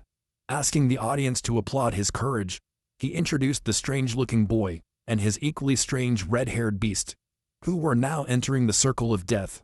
The people in the crowd thought that the newcomer must be completely crazy, since Pebble did not seem like a particularly strong creature. In front of Pebble was a large creature with 4 arms. The owner of that creature approached our protagonist saying that he should take responsibility for his beast, because there was a possibility that he would lose his life in this fight. Full of confidence, Linu told his opponent not to hold back. After hearing that, the guy was convinced that he had been touched by a completely arrogant challenger. Once the presentations were made, our protagonist signed a contract assuming responsibility for everything. When all the formalities were resolved, the presenter declared that his part was over and the match would begin. The guy ordered his four-armed beast to attack immediately. He tried to grab Pebble, but his agility was too low. That made Linu realize that the speed advantage belonged to them. Just after, Pebble tried to hit his enemy with a powerful kick, but one of the creature's forearms managed to catch him. Frustrated, Pebble tried to attack again, but his hit was blocked. He had now been completely immobilized. Unable to move, he was severely punished by the creature. The blow was strong enough to crack his armor. Our protagonist was surprised by that pure brute force. The guy said that his monster might not have many abilities, but in terms of brute strength, he was stronger than creatures above his level. These rules really favored the opponent. Now our protagonist understood why they were so confident. The four-armed mutant was about to strike a devastating blow, but Pebble was still not defeated. He immediately began to move to escape. Still, he was grabbed by one of his legs, giving the other arms a chance to hit him once more. The actor on the other side is not at all impressed with Pebble's physical abilities. Even the crowd is already calling it a massacre, which leaves the Stasi very worried. If our guy was allowed to use abilities, Pebble's ghost form would solve everything, but the rules don't allow it. Only brute physical force. Still, he remembered the ugly girl's advice. The last time Pebble unlocked a new form was when it was in danger, so Linu decided to force things a little more. He asked his creature if he was really fighting with everything he had, because he wanted to know if Pebble would always rely on another creature's power to win. Lying on the ground, Pebble was seconds away from having his head crushed by the enemy, but just before that happened, he found a hatred buried deep in his heart. He jumped up, dealing a devastating blow to the mutant creature. The impact was so strong that the rocks that enveloped his arm began to crumble. Pebble didn't have any rocks left in his body anymore. He transformed himself once more. This was the Ghost General's way, but it would only last a minute. His defenses went down, but his speed had quadrupled. The surprise transformation was finally achieved, proving that the stone armor could be discarded depending on the situation. With his huge increase in speed, hitting Pebble became almost impossible, but the extra on the other side still had confidence. He thought his creature would land a hit until Pebble disappeared in front of everyone. The extra began to slowly lose control of himself from absolute fear. Pebble was now free to attack as he pleased. The mutant tried to fight back, but he couldn't even see what was happening. Pebble, meanwhile, was clearly enjoying himself, mercilessly harassing the creature with overwhelming violence. With only 10 seconds remaining in that form, our guy ordered Pebble to end the match. Pebble stepped up for the final blow, executing a blitzkrieg attack. The four-armed mutant collapsed on the ground, defeated with a deep scar carved into his chest. Thanks to this victory, Pebble advanced to the 4th stage of the 3rd rank, and unlocked this new attack. His body then returned to its stone armor. Deeply disappointed, the extra was still trying to understand when it had happened. The crowd was also confused. What they had just witnessed was terrifying. The announcer finally got ready to declare the winner. To the surprise of our protagonist, the four-armed mutant was announced as the victor. The crowd also sensed that something was wrong. They knew exactly who had won, but some people claimed that our protagonist broke the rules by using an ability. That's what the announcer stated. Because Pebble used an exclusive ability, they were disqualified. Many people disagreed at all, saying that Pebble only took off his armor, and that the decision seemed extremely unfair. Still, this result brought some relief to the extra competitor, who said that it would not be so easy to take the prize. Our guy calmly accepted defeat, but immediately challenged his opponent to a one-on-one fight. The winner would take the prize. Being challenged increased the confidence of the extra. Meanwhile, the announcer further cheered up the crowd, revealing that the extra was actually a professional slugger. The crowd went crazy. If there's one thing they like more than violence, it's seeing spilled blood. Our protagonist said that a fight between the two of them would be much more interesting than a fight between creatures. Pebble was still upset about the result, but our guy told him that he was already a winner, and now it was his turn to secure a victory as well. As soon as he heard those words, Pebble's mood completely changed.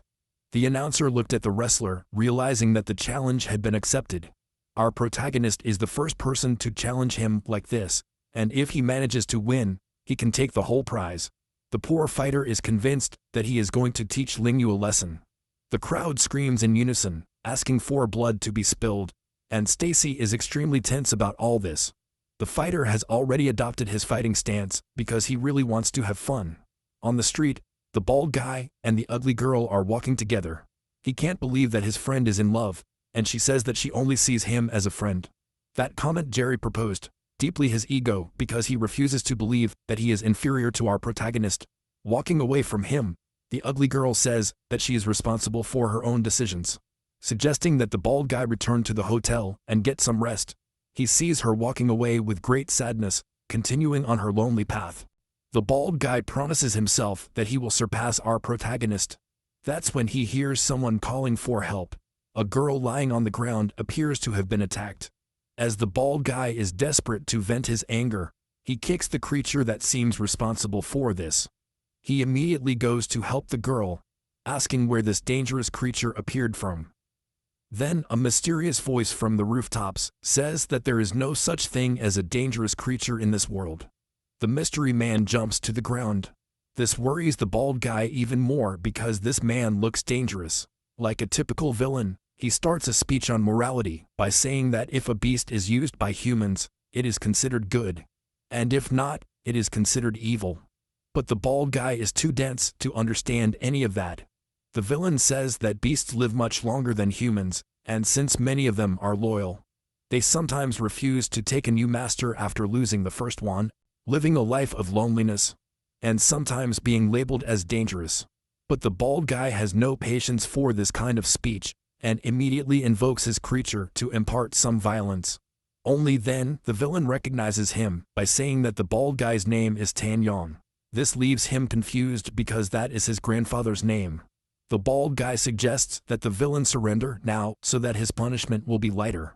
Before the violence begins, the villain tells his creature to step aside. An ominous energy begins to form at the tips of his fingers, and with it, he touches the forehead of the fox that had been defeated. Whatever he's doing is causing a chaotic reaction.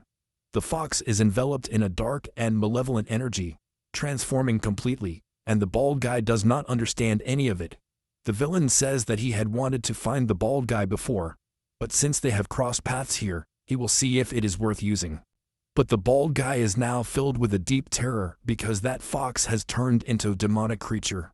After separating from the bald guy, the ugly girl finds the place. Circle of Death. He hears the screams coming from inside and is curious. What he sees is amazing. Our protagonist is inside the arena. She immediately begins to cheer him up, not realizing that he is standing next to Stasi.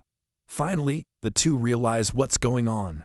The fighter boasts about all his achievements, but our protagonist knows that the average constitution of a person ranges from 2 to 4. And that guy is probably at most an 8. After all that braggadocio, the fighter knows that most people would be shaking with fear by now. Still, it guarantees you that our protagonist can throw the first blow, so that you can understand the difference between them. The announcer encourages our protagonist to do it, telling him to be careful because he might end up breaking his hand. Full of confidence, the guy told the crowd not to take their eyes off him. And our guy promised that he would not hold back at all. He aimed directly at the guy's face, which was immediately crushed by a violent blow. The force of the impact also caused his body to fly out, crashing in the middle of the audience, most likely unconscious. The poor devil won't even remember what happened that day. The lights are on, but no one is home. The announcer panicked as the house wrestler had been defeated in a single blow. Stacy and the not-so-pretty girl were celebrating the win, but quickly realized what had happened. As the two are romantic rivals, they immediately moved away from each other. Faced with the defeat, the announcer invented another rule saying that, since he had not officially announced the start of the match, our guy was disqualified. That triggered a huge murderous intention in our protagonist, which intimidated the announcer and made him change his mind instantly, declaring Lignaf the real winner of the duel. Thanks to that, our guy won 50,000 coins, more than enough to pay for the night on the town. As soon as he left the arena, he was greeted by the girls. The less attractive one told her that she did great and admitted that she didn't think she was going to win. Then Stassi appeared, asking why the two were so close, but the girl came prepared. Since she and Ling Yu had once been on the same team, she said it was fair to say that they were still teammates. Since everyone would be in the same class soon, I wanted to introduce myself properly. His name is Gizanal.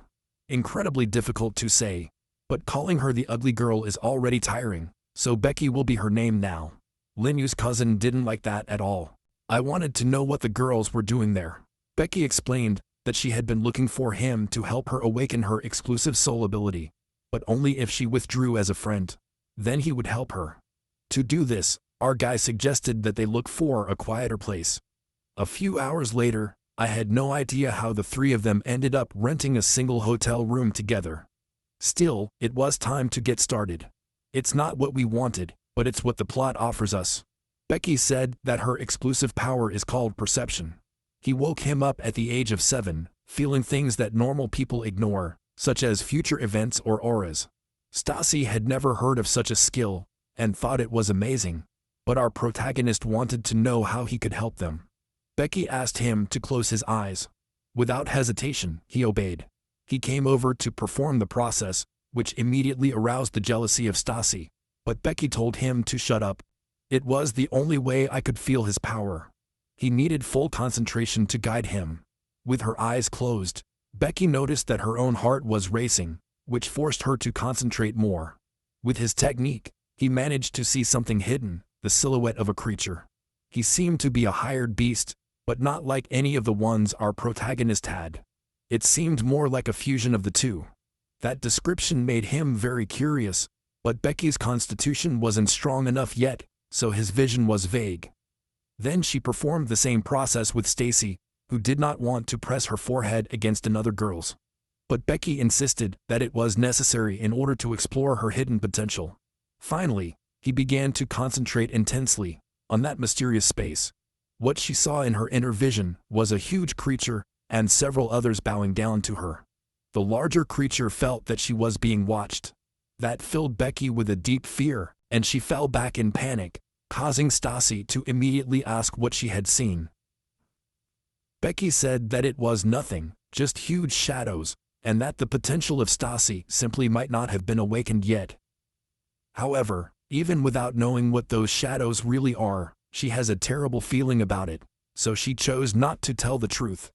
It was getting later and later. Sitting on the bed, Becky said that it was already very dark outside, and that she was just a helpless girl who could run into dangerous people. She believed that her new companions would certainly let her sleep there. Our protagonist was still confused, but his cousin was overflowing with anger. In the end, all three would sleep in the same room. Our guy ended up in the middle of the bed between two women, and that strange situation made it impossible for him to sleep. But the girls were also very alert, ready to act at any moment. The poor guy just wanted a night's rest, and now he was stuck in the middle of a war. To distract himself, he began to think about merging his two creatures. It was time for Pebble and Popsicle to finally become good friends. Finally, 10 days passed, and the admission ceremony would take place that day. The classroom assignments were revealed to the students. Our protagonist was eager to find his name. Looking at the board, he saw his name in the first class. That was extremely satisfying for him because it meant he would be in the same class as his cousin. Another person who was also assigned to her class was Becky. That news instantly erased all the joy of Stassi. The bald guy also showed up that morning covered in wounds as if he had been in a car accident. Worried, Becky asked her what had happened to her. He looked like he had gotten into a fight. He said he had run into some troublesome people. He was assigned to the second class. Now, separated from the girl he loves, he believes that fate is tormenting him. Another angry person was the long-haired boy who was not assigned to the same class as his rival. He felt an overwhelming urge to end it all right there and then.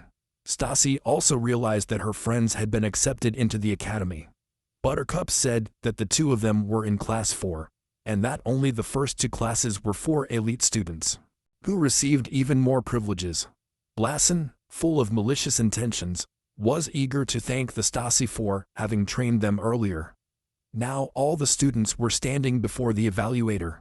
He would be the teacher responsible for their class and guide them on the path of cultivation for the next 3 years. As they will have many different subjects, he said they are free to attend or miss classes as they wish, but he only had one request.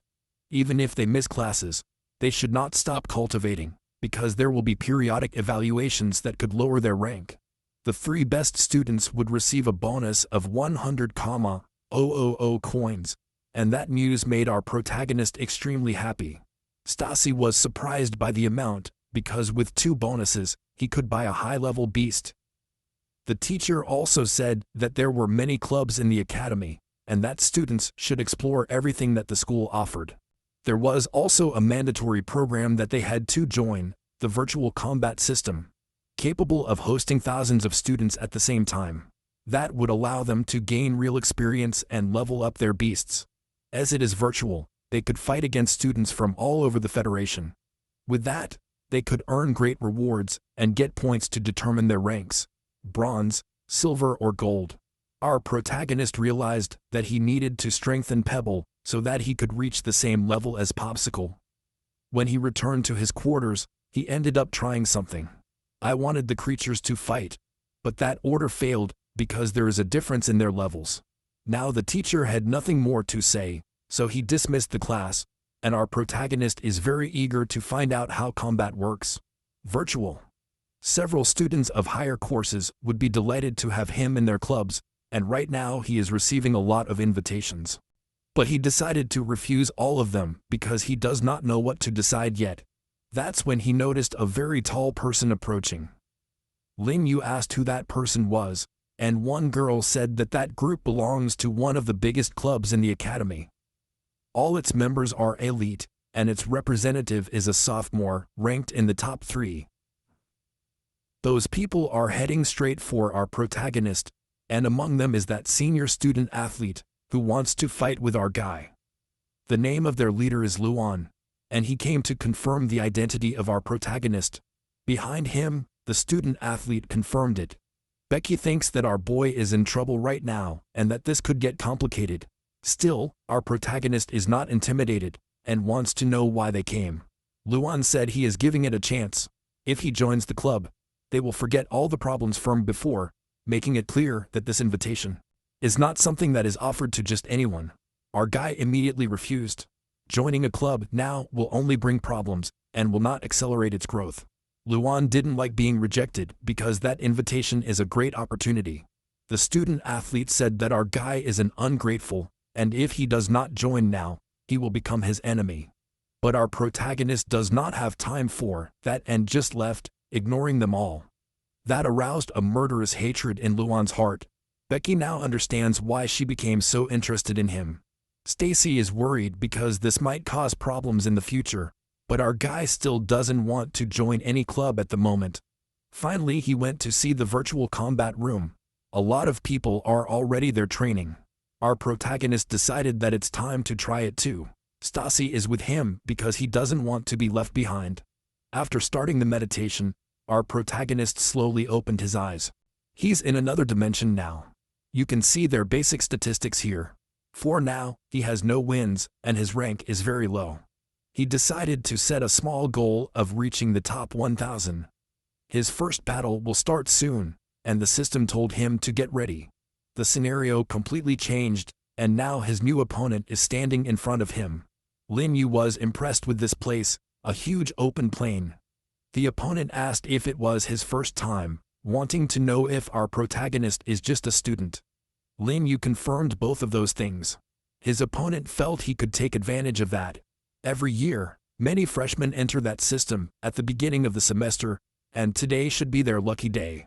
After summoning his beast, the guy is sure that he will get some free points, but the creature is only rank 2. It's not even worth an extra page in this chapter. Feeling motivated, the guy thinks he will have a great fight. After seeing that creature, Lee didn't understand why this guy was paired with a complete beginner.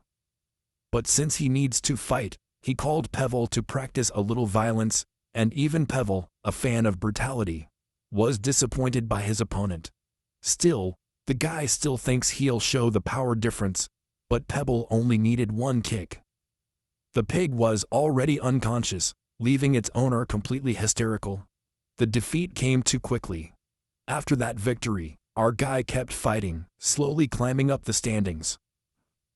The creatures he faced so far were not a challenge at all, and Pevel continued to show how versatile he is in combat. After 2 days of practice, he managed to strengthen his beasts, and for reaching the top 100,000, the system rewarded him with 1,000 conquest points. In just 2 days, Pevel advanced 3 stages, but the poor creature is completely exhausted. What our protagonist achieved is already attracting attention, as he is rated surprisingly high for someone who has only been practicing for a few days.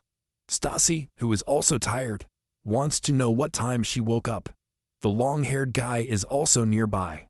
Our boy knows that one has potential too, and the long-haired one is surprised that they have been training non-stop all this time. Our protagonist asks him if he's already giving up, but instead, he has to listen to the long-haired idiot brag about having reached the top 150% in just 3 days. He thinks he's finally over our guy, but Stasi already knows the truth. She tells him that Lin is not in the top 100,000. That news completely crushes the long-haired guy's ego. Now outside, Stacy has questions. He can't get past the TH position, and he's thinking about buying another creature, and wants your recommendation. But our protagonist is surprised not to know that she got a second contract. Upset, Stasi says she was the only one in her class who took the exam on the advanced difficulty. Our guy says he remembers it perfectly. I was just pretending to have forgotten to annoy her. Anyway, he wants to know if she already has a creature in mind, but she is still thinking of something that can help her Firebird. Lindy tells her not to worry, as she has a lot of experience choosing beasts. He promises to help her, thinking to himself that he will choose something with a hidden evolution path. Now Stasi is very happy and wants to buy the creature this weekend. Mana? As the two of them talk, Becky watches from afar. After our protagonist says goodbye and is left alone, she takes the opportunity to get closer. She says that those two are very close, they study, eat, train together, and that's why she has a question. Do you want to know what kind of relationship they have? This makes our protagonist uncomfortable, and he dodges the question, saying that he is going to his room to rest. But Becky grabs him by the hands, saying that he might be in danger soon. He says the bald guy was recently attacked by a mysterious person, and from what he heard him say, all freshmen are potential targets. Our protagonist wants to know who these people are and what they want, but Becky can't tell. All he knows is that they are strong, and have techniques that can turn beasts into demons, so he wanted to warn him. He thanks her and goes to rest. Thinking about what she saw inside Stasi, those shadows, Becky worries about her. After getting enough rest, our protagonist returns to his goal of reaching the top 10. With little practice time, and using the power of Popsicle, he's only 2 spots away. The mystery attacker who beat the bald guy is looking at something intently on his computer. He has already followed the progress of our protagonist and finds it very interesting. It's time to send someone to put it to the test. Meanwhile, Lin is still practicing. His opponent this time is a masked man wearing the symbol of that strange group. Lin does not wonder since when wearing masks in battle has become fashionable, but the man does not answer anything.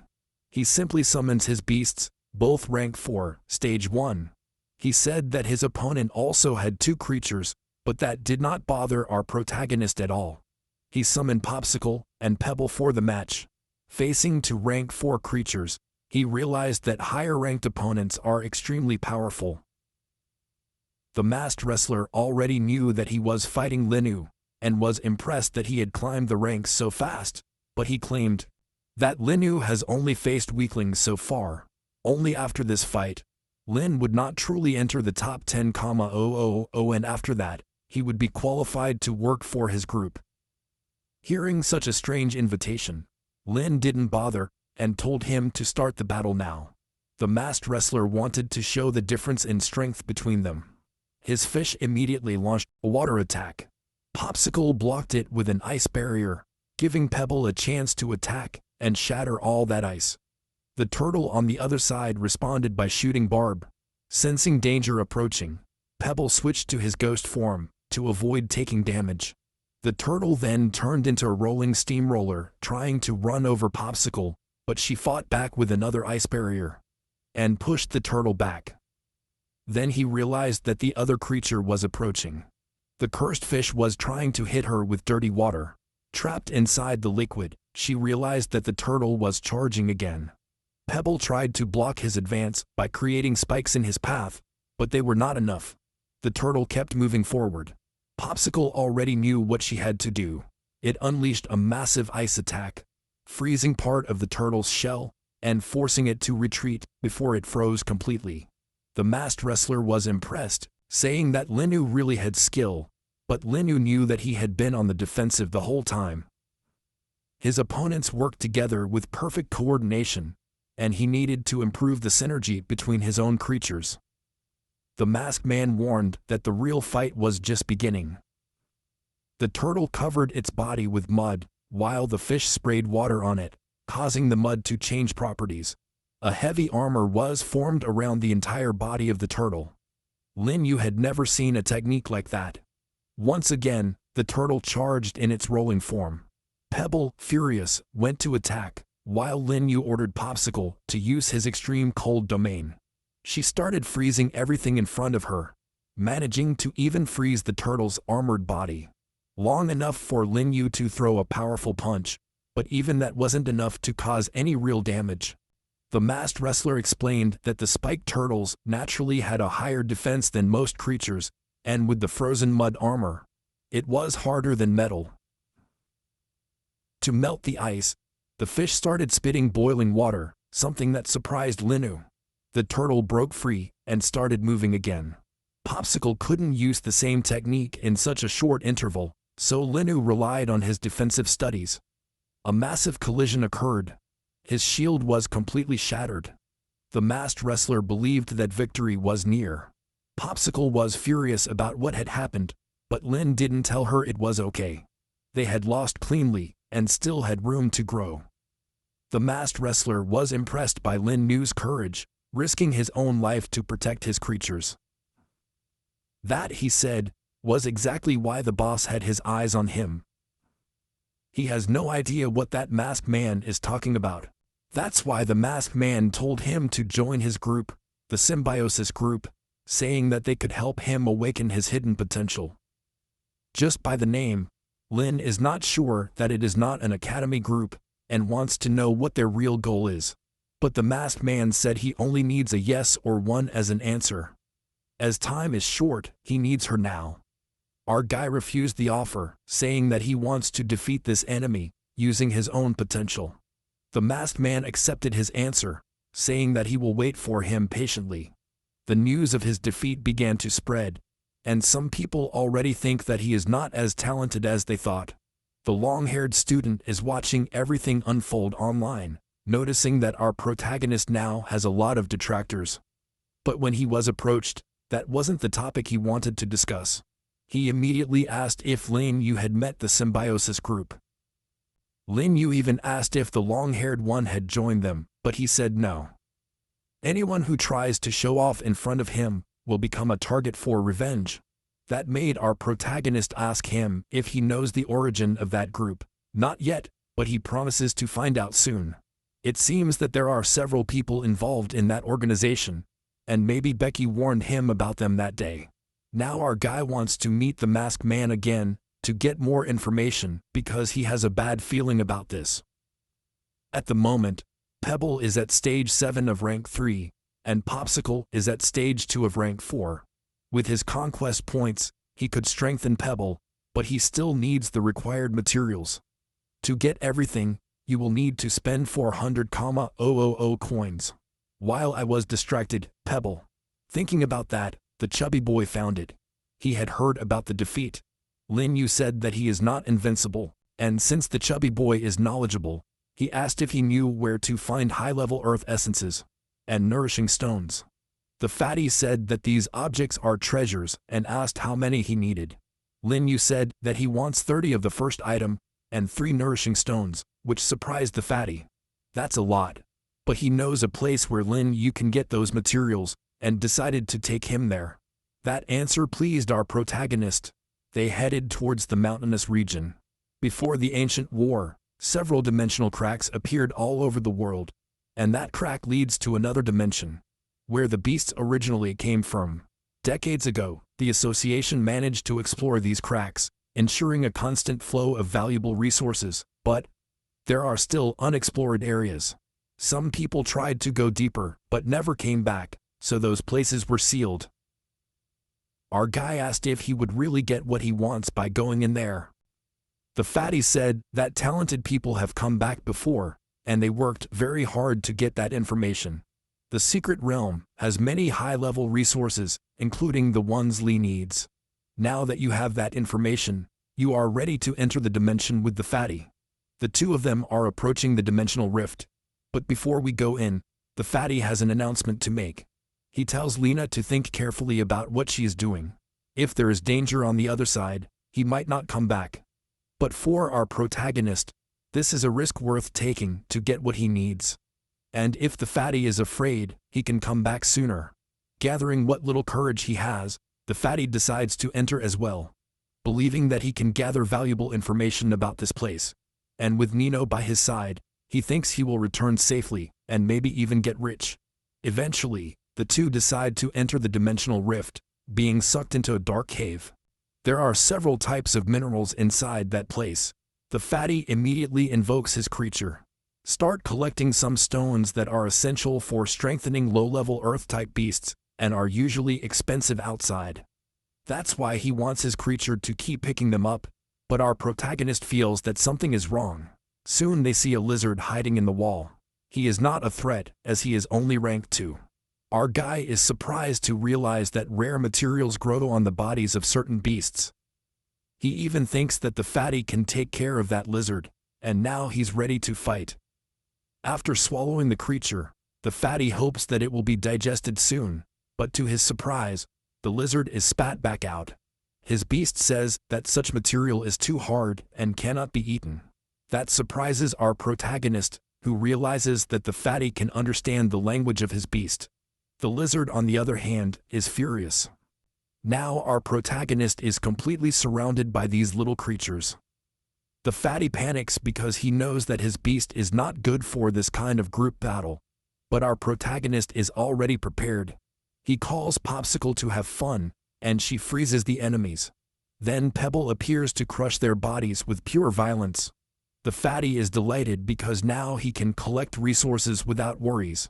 He says he will collect everything for our protagonist and keep 70% when they leave, but our guy tells him to throw those items away. The fatty is horrified because he knows that they are valuable, but our protagonist knows that the fatty's beast cannot carry much, and low-level items are not important. You will find much better things soon. Thinking about it that way, the fatty agrees, and they go deeper into the cave. Along the walls, various creatures can be seen, but our protagonist has not yet found what he is looking for, so they continue. Finally, they arrive at a very suspicious area. The fat guy gets nervous and asks what those things are. Before he can react, a stone snake bites his beast. Our protagonist is almost attacked too, but manages to dodge it. The snake is then crushed by Pebble's punches. These stone snakes are rank 3 and can be a problem, as they hide in the terrain. Our protagonist concentrates on understanding their attack pattern in order to defeat them the moment they appear. The fatty is still stressed about his beast, which has been caught by one of the snakes.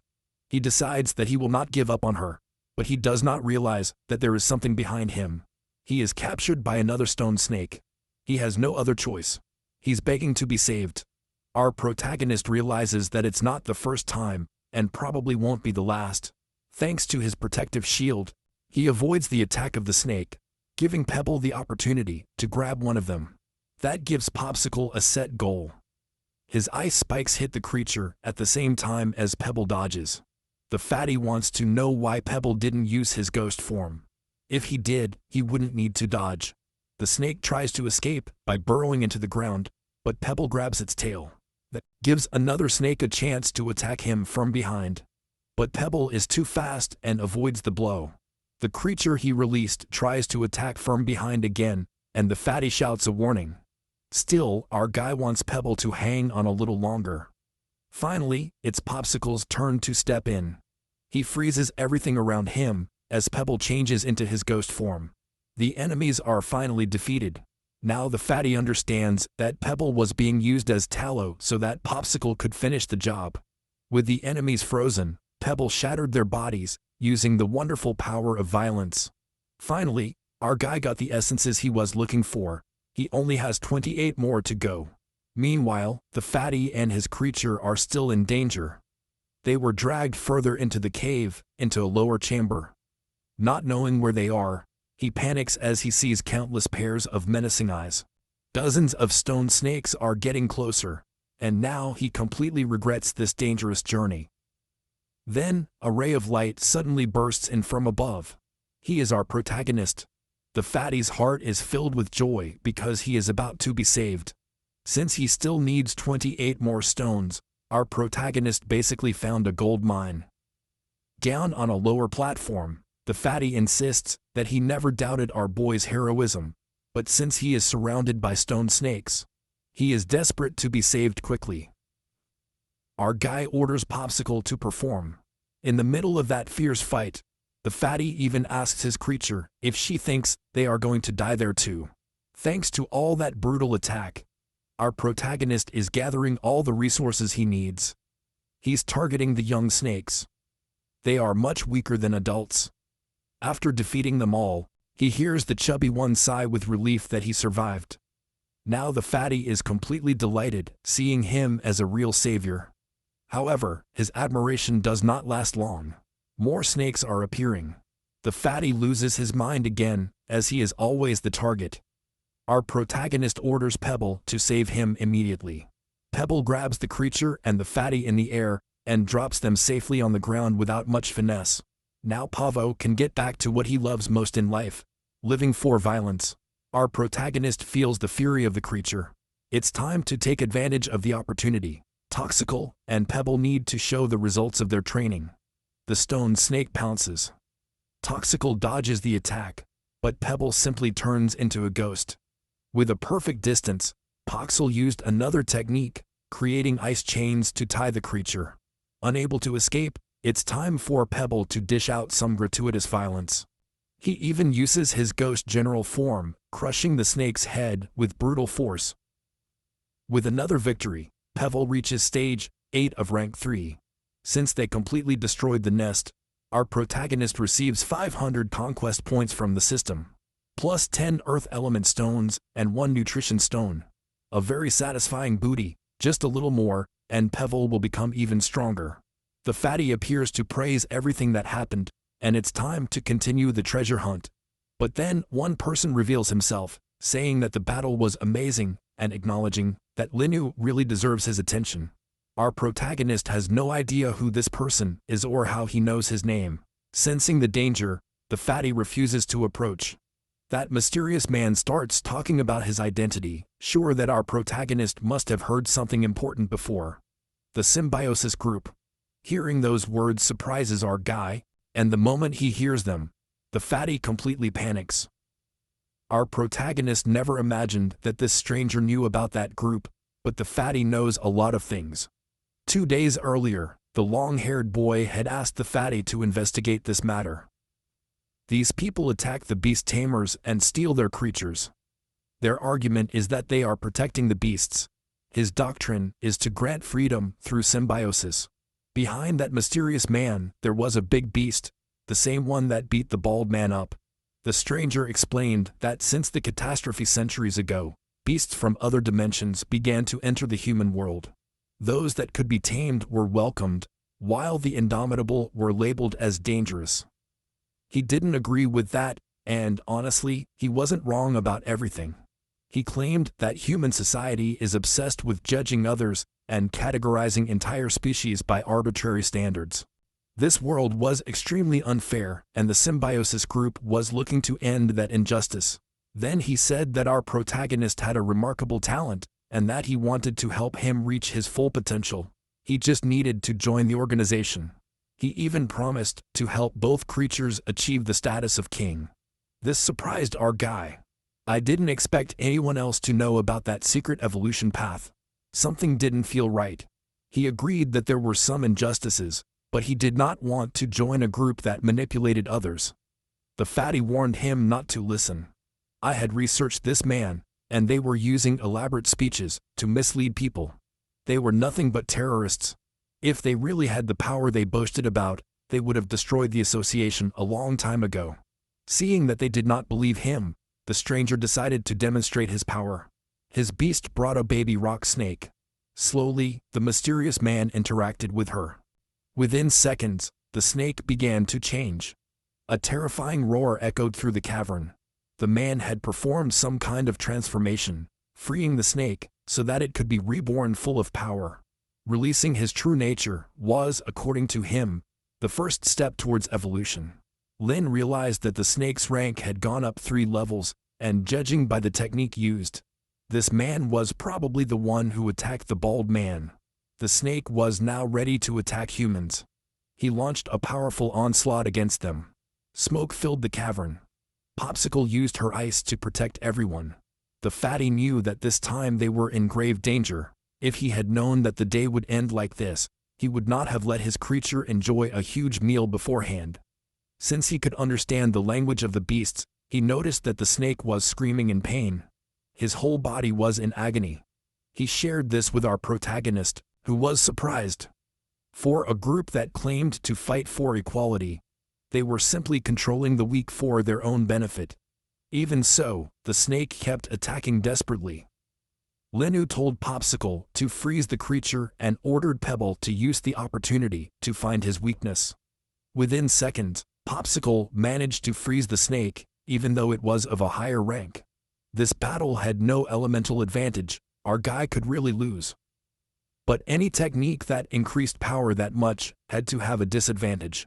Now our guy was going to use his conquest points to strengthen Pebble as much as possible.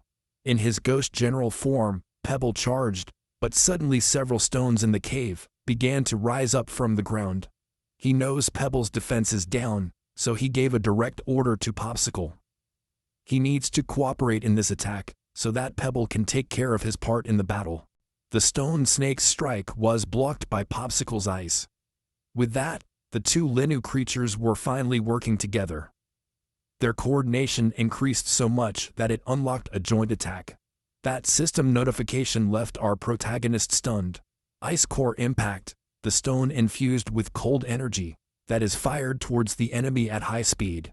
The charging time determines both the energy consumption and the resulting impact. He is amazed by the skill, but it requires both creatures to be at the same level and perfectly synchronized in movement to execute it. Right now, Pebble is fighting the snake head-on. Thanks to Popsicle's freezing, he managed to hit a weak spot, causing the creature intense agony. The snake quickly recovered and hit Pebble, but Popsicle protected him with an ice shield. Lin, who's to say that the fight is getting dangerous? With that attack frequency, Popsicle won't take much longer. The mysterious man calmly watches, convinced that the humans will lose soon. With no other choice, Linu told his creatures to use the combined attack. They need to end this fight now.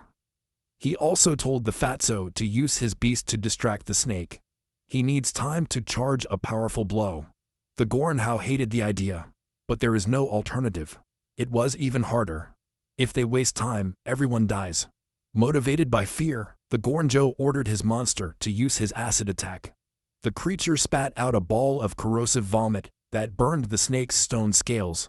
Lin Lin's charged attack was not nearly ready. A huge stone infused with icy energy formed in the air. Popsicle and Pebble were prepared to end the fight. He gave the order. The gigantic ice-laden stone crashed like a meteorite. The ice spread through the cavern, but his shield kept him, the Gordano, and the Gordano's creature safe. Then he heard the snake's cry. Even after that blow, she was still alive. But Lee needed to know her condition. The Gord, able to understand the speech of the monsters, realized that the snake was dying.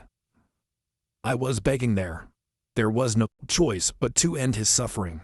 Lin Yu closed his eyes, gathered spiritual energy in his fingertips, and ended the creature's life in the most humane way possible. Here, with 1,000 conquest points and various evolution materials, now Pebble could become even stronger. The extra items were also useful, but despite all the gains, he felt deeply uncomfortable about everything that had happened. The mystery man finally came closer. He felt how irritated Lin was. He said tamers always rely on killing wild beasts for material. But Lin Yu had no patience for such hypocritical speech. He was ready to return to violence, but he took a deep breath before acting. He knows that the house is necessary, and when a tamer meets a powerful creature, it often becomes his food. The world is naturally unjust and full of contradictions. What he really despises are hypocrites like this man, people who talk about equality and freedom, but just want to impose their beliefs on others, exploiting the weak for their own ideals. This symbiosis group is made up of hypocritical people who think they are better than others. The man said that now they are at an important crossroads, but that girl who carries demonic energy is probably already wishing she could contact him. Our guy realized that he was talking about Stasi and became completely enraged. But that mystery man is really twisted. That made our protagonist try to attack him. He had Popsicle use his ice chains, but they couldn't catch anything because that man had completely vanished. After all that odyssey, they returned to the academy.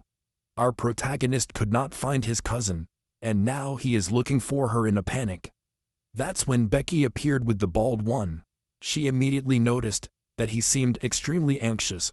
While the bald man still can't understand why she is so worried about him, Becky decided to get closer to find out the reason, which only annoyed the bald man even more. As soon as he approached Lin Yu, he asked her why she was acting like this. He revealed that he had met the man who attacked the bald man, and believes that the next target will be his cousin. Becky was surprised to hear that because she had seen the girl before, and knew that she had gone to the virtual practice room. Our guy said he was heading there right away, and Becky decided to go with him. Once again, the bald guy was completely ignored, and has no idea why things are still this way. The fatty ended up approaching him, to tell him that they had met the symbiosis group, and that they planned to attack the Stasi. The bald man burst out in rage. He won't let something like that happen to anyone, and he decided he's going to help. Now everyone is looking for Stasi, who has not yet appeared. Seeing the commotion, the long-haired guy said that he knows where he is right now, but demanded that our protagonist beg him. Perhaps if he is in a good mood, he would give the answer. But our boy was consumed by a murderous intent, and forced the long-haired boy to spit out the truth. After being brutally bullied, he admitted that he had seen her before. She and Buttercup had gone to buy materials for their beasts. Our protagonist called the other girl, but her phone wouldn't connect, so she told the fatty to alert the academy. Because everyone needs to start looking for her right away. The Stasi finally woke up. Something had happened. She had no idea where she was, and right in front of her, she could see Buttercup unconscious. Only then did the Stasi realize that his body was immobilized. There was a masked man in front of her, but she had no idea who these people were or why she had been captured. When he demanded answers, the masked man said he would like to be his friend. She claimed they were members of the symbiosis group, but Stasi would never befriend people who kidnapped her like that. She tried to summon her firebird, thinking that she could easily free herself from the plant-like creature that was tying her up. But before he could do anything, he felt a surge of intense pain. The hooded man told her that she was poisoned, and that if she did not want to become crippled, it was better that she did not use her spiritual power. Stasi decided to wait for the poison to disappear. Then she asked what these weirdos wanted from her. The masked man said the reason was simple. They also wanted him to join their organization because they needed his strength to break the shackles of this world. They had heard that he possessed a unique technique capable of turning beasts into demons. That's why they needed his cooperation, and that's why I had to answer their next questions sincerely. Actually, his firebird can transform into a demon, but that's the creature's own ability. The masked man did not like that answer, and he is convinced that the Stasi refuses to tell the truth.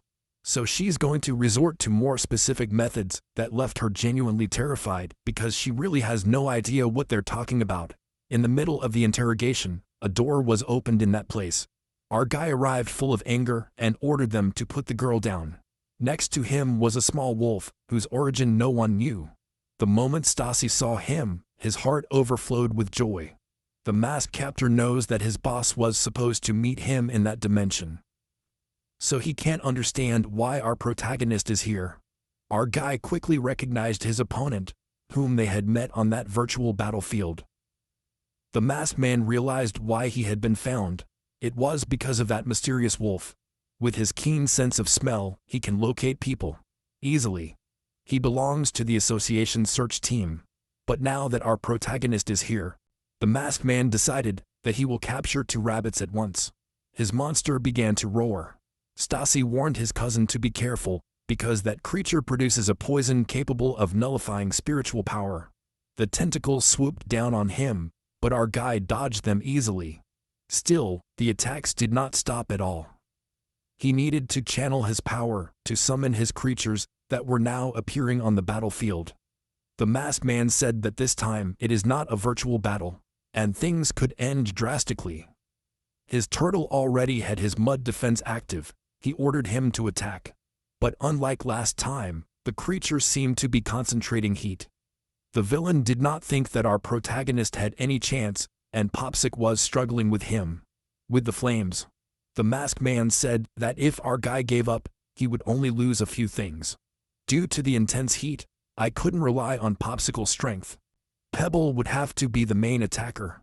But before his battle, Pebble had already fulfilled all the conditions to evolve. All I needed were the nutrition stones. After consuming them, Pebble began to get much stronger. His appearance became much more frightening. Stacy was surprised that her cousin's creatures evolved so frequently. He also noticed that the turtle seemed to be afraid to get into the fight.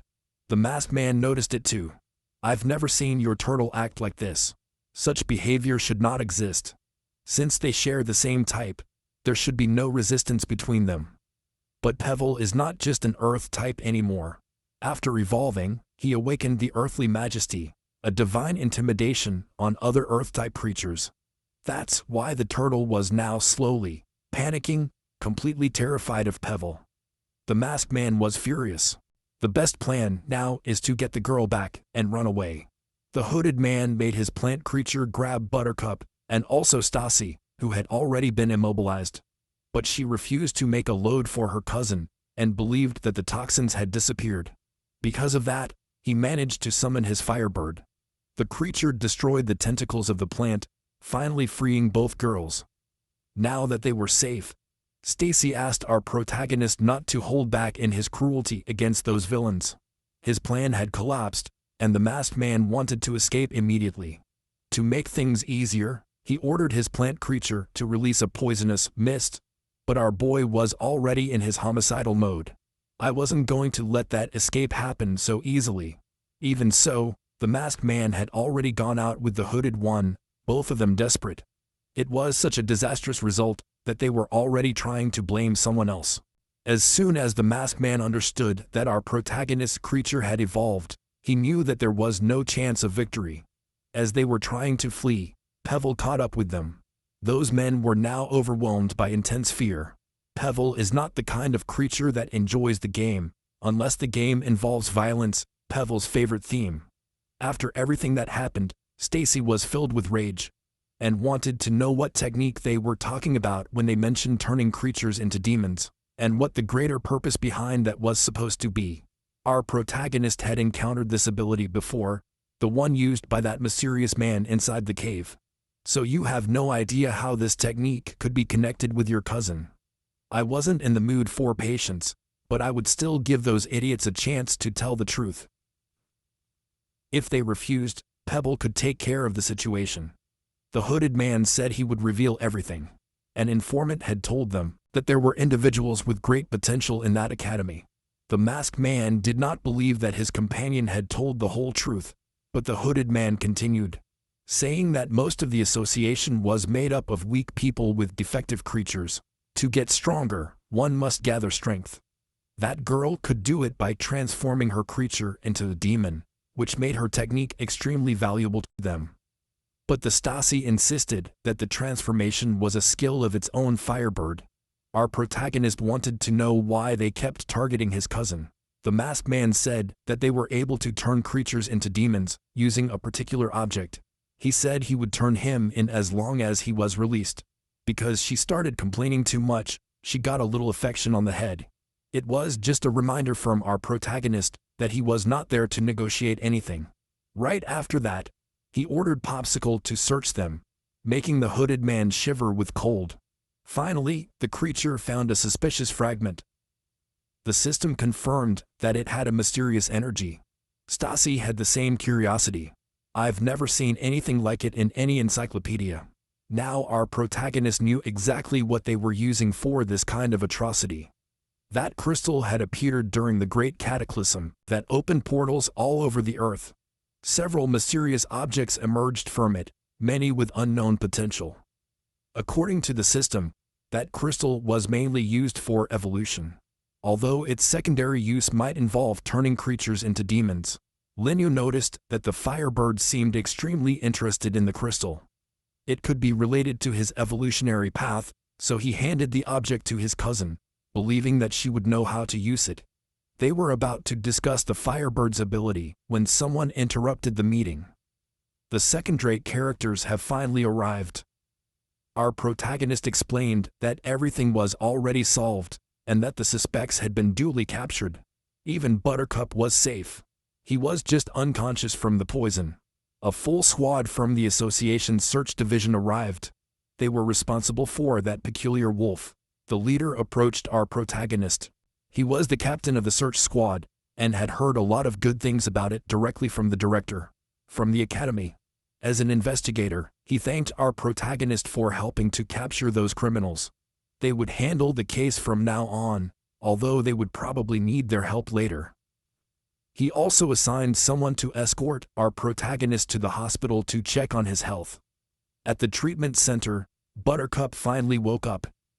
She said she had felt nauseous while walking, and the next thing she knew, she woke up in that bed, grateful for everything our protagonist had done for her. Stasi still blames herself, thinking that she was responsible for dragging her friend into that danger. But other people also ended up meeting members of that organization. The threat surrounded them all. Becky now understands that the group approached the Stasi because of their ability to turn beasts into demons. She is even more convinced of what she saw in her mind. So she said that she has something that she needs to say specifically to our protagonist and her cousin. The two of them are already out of the hospital room.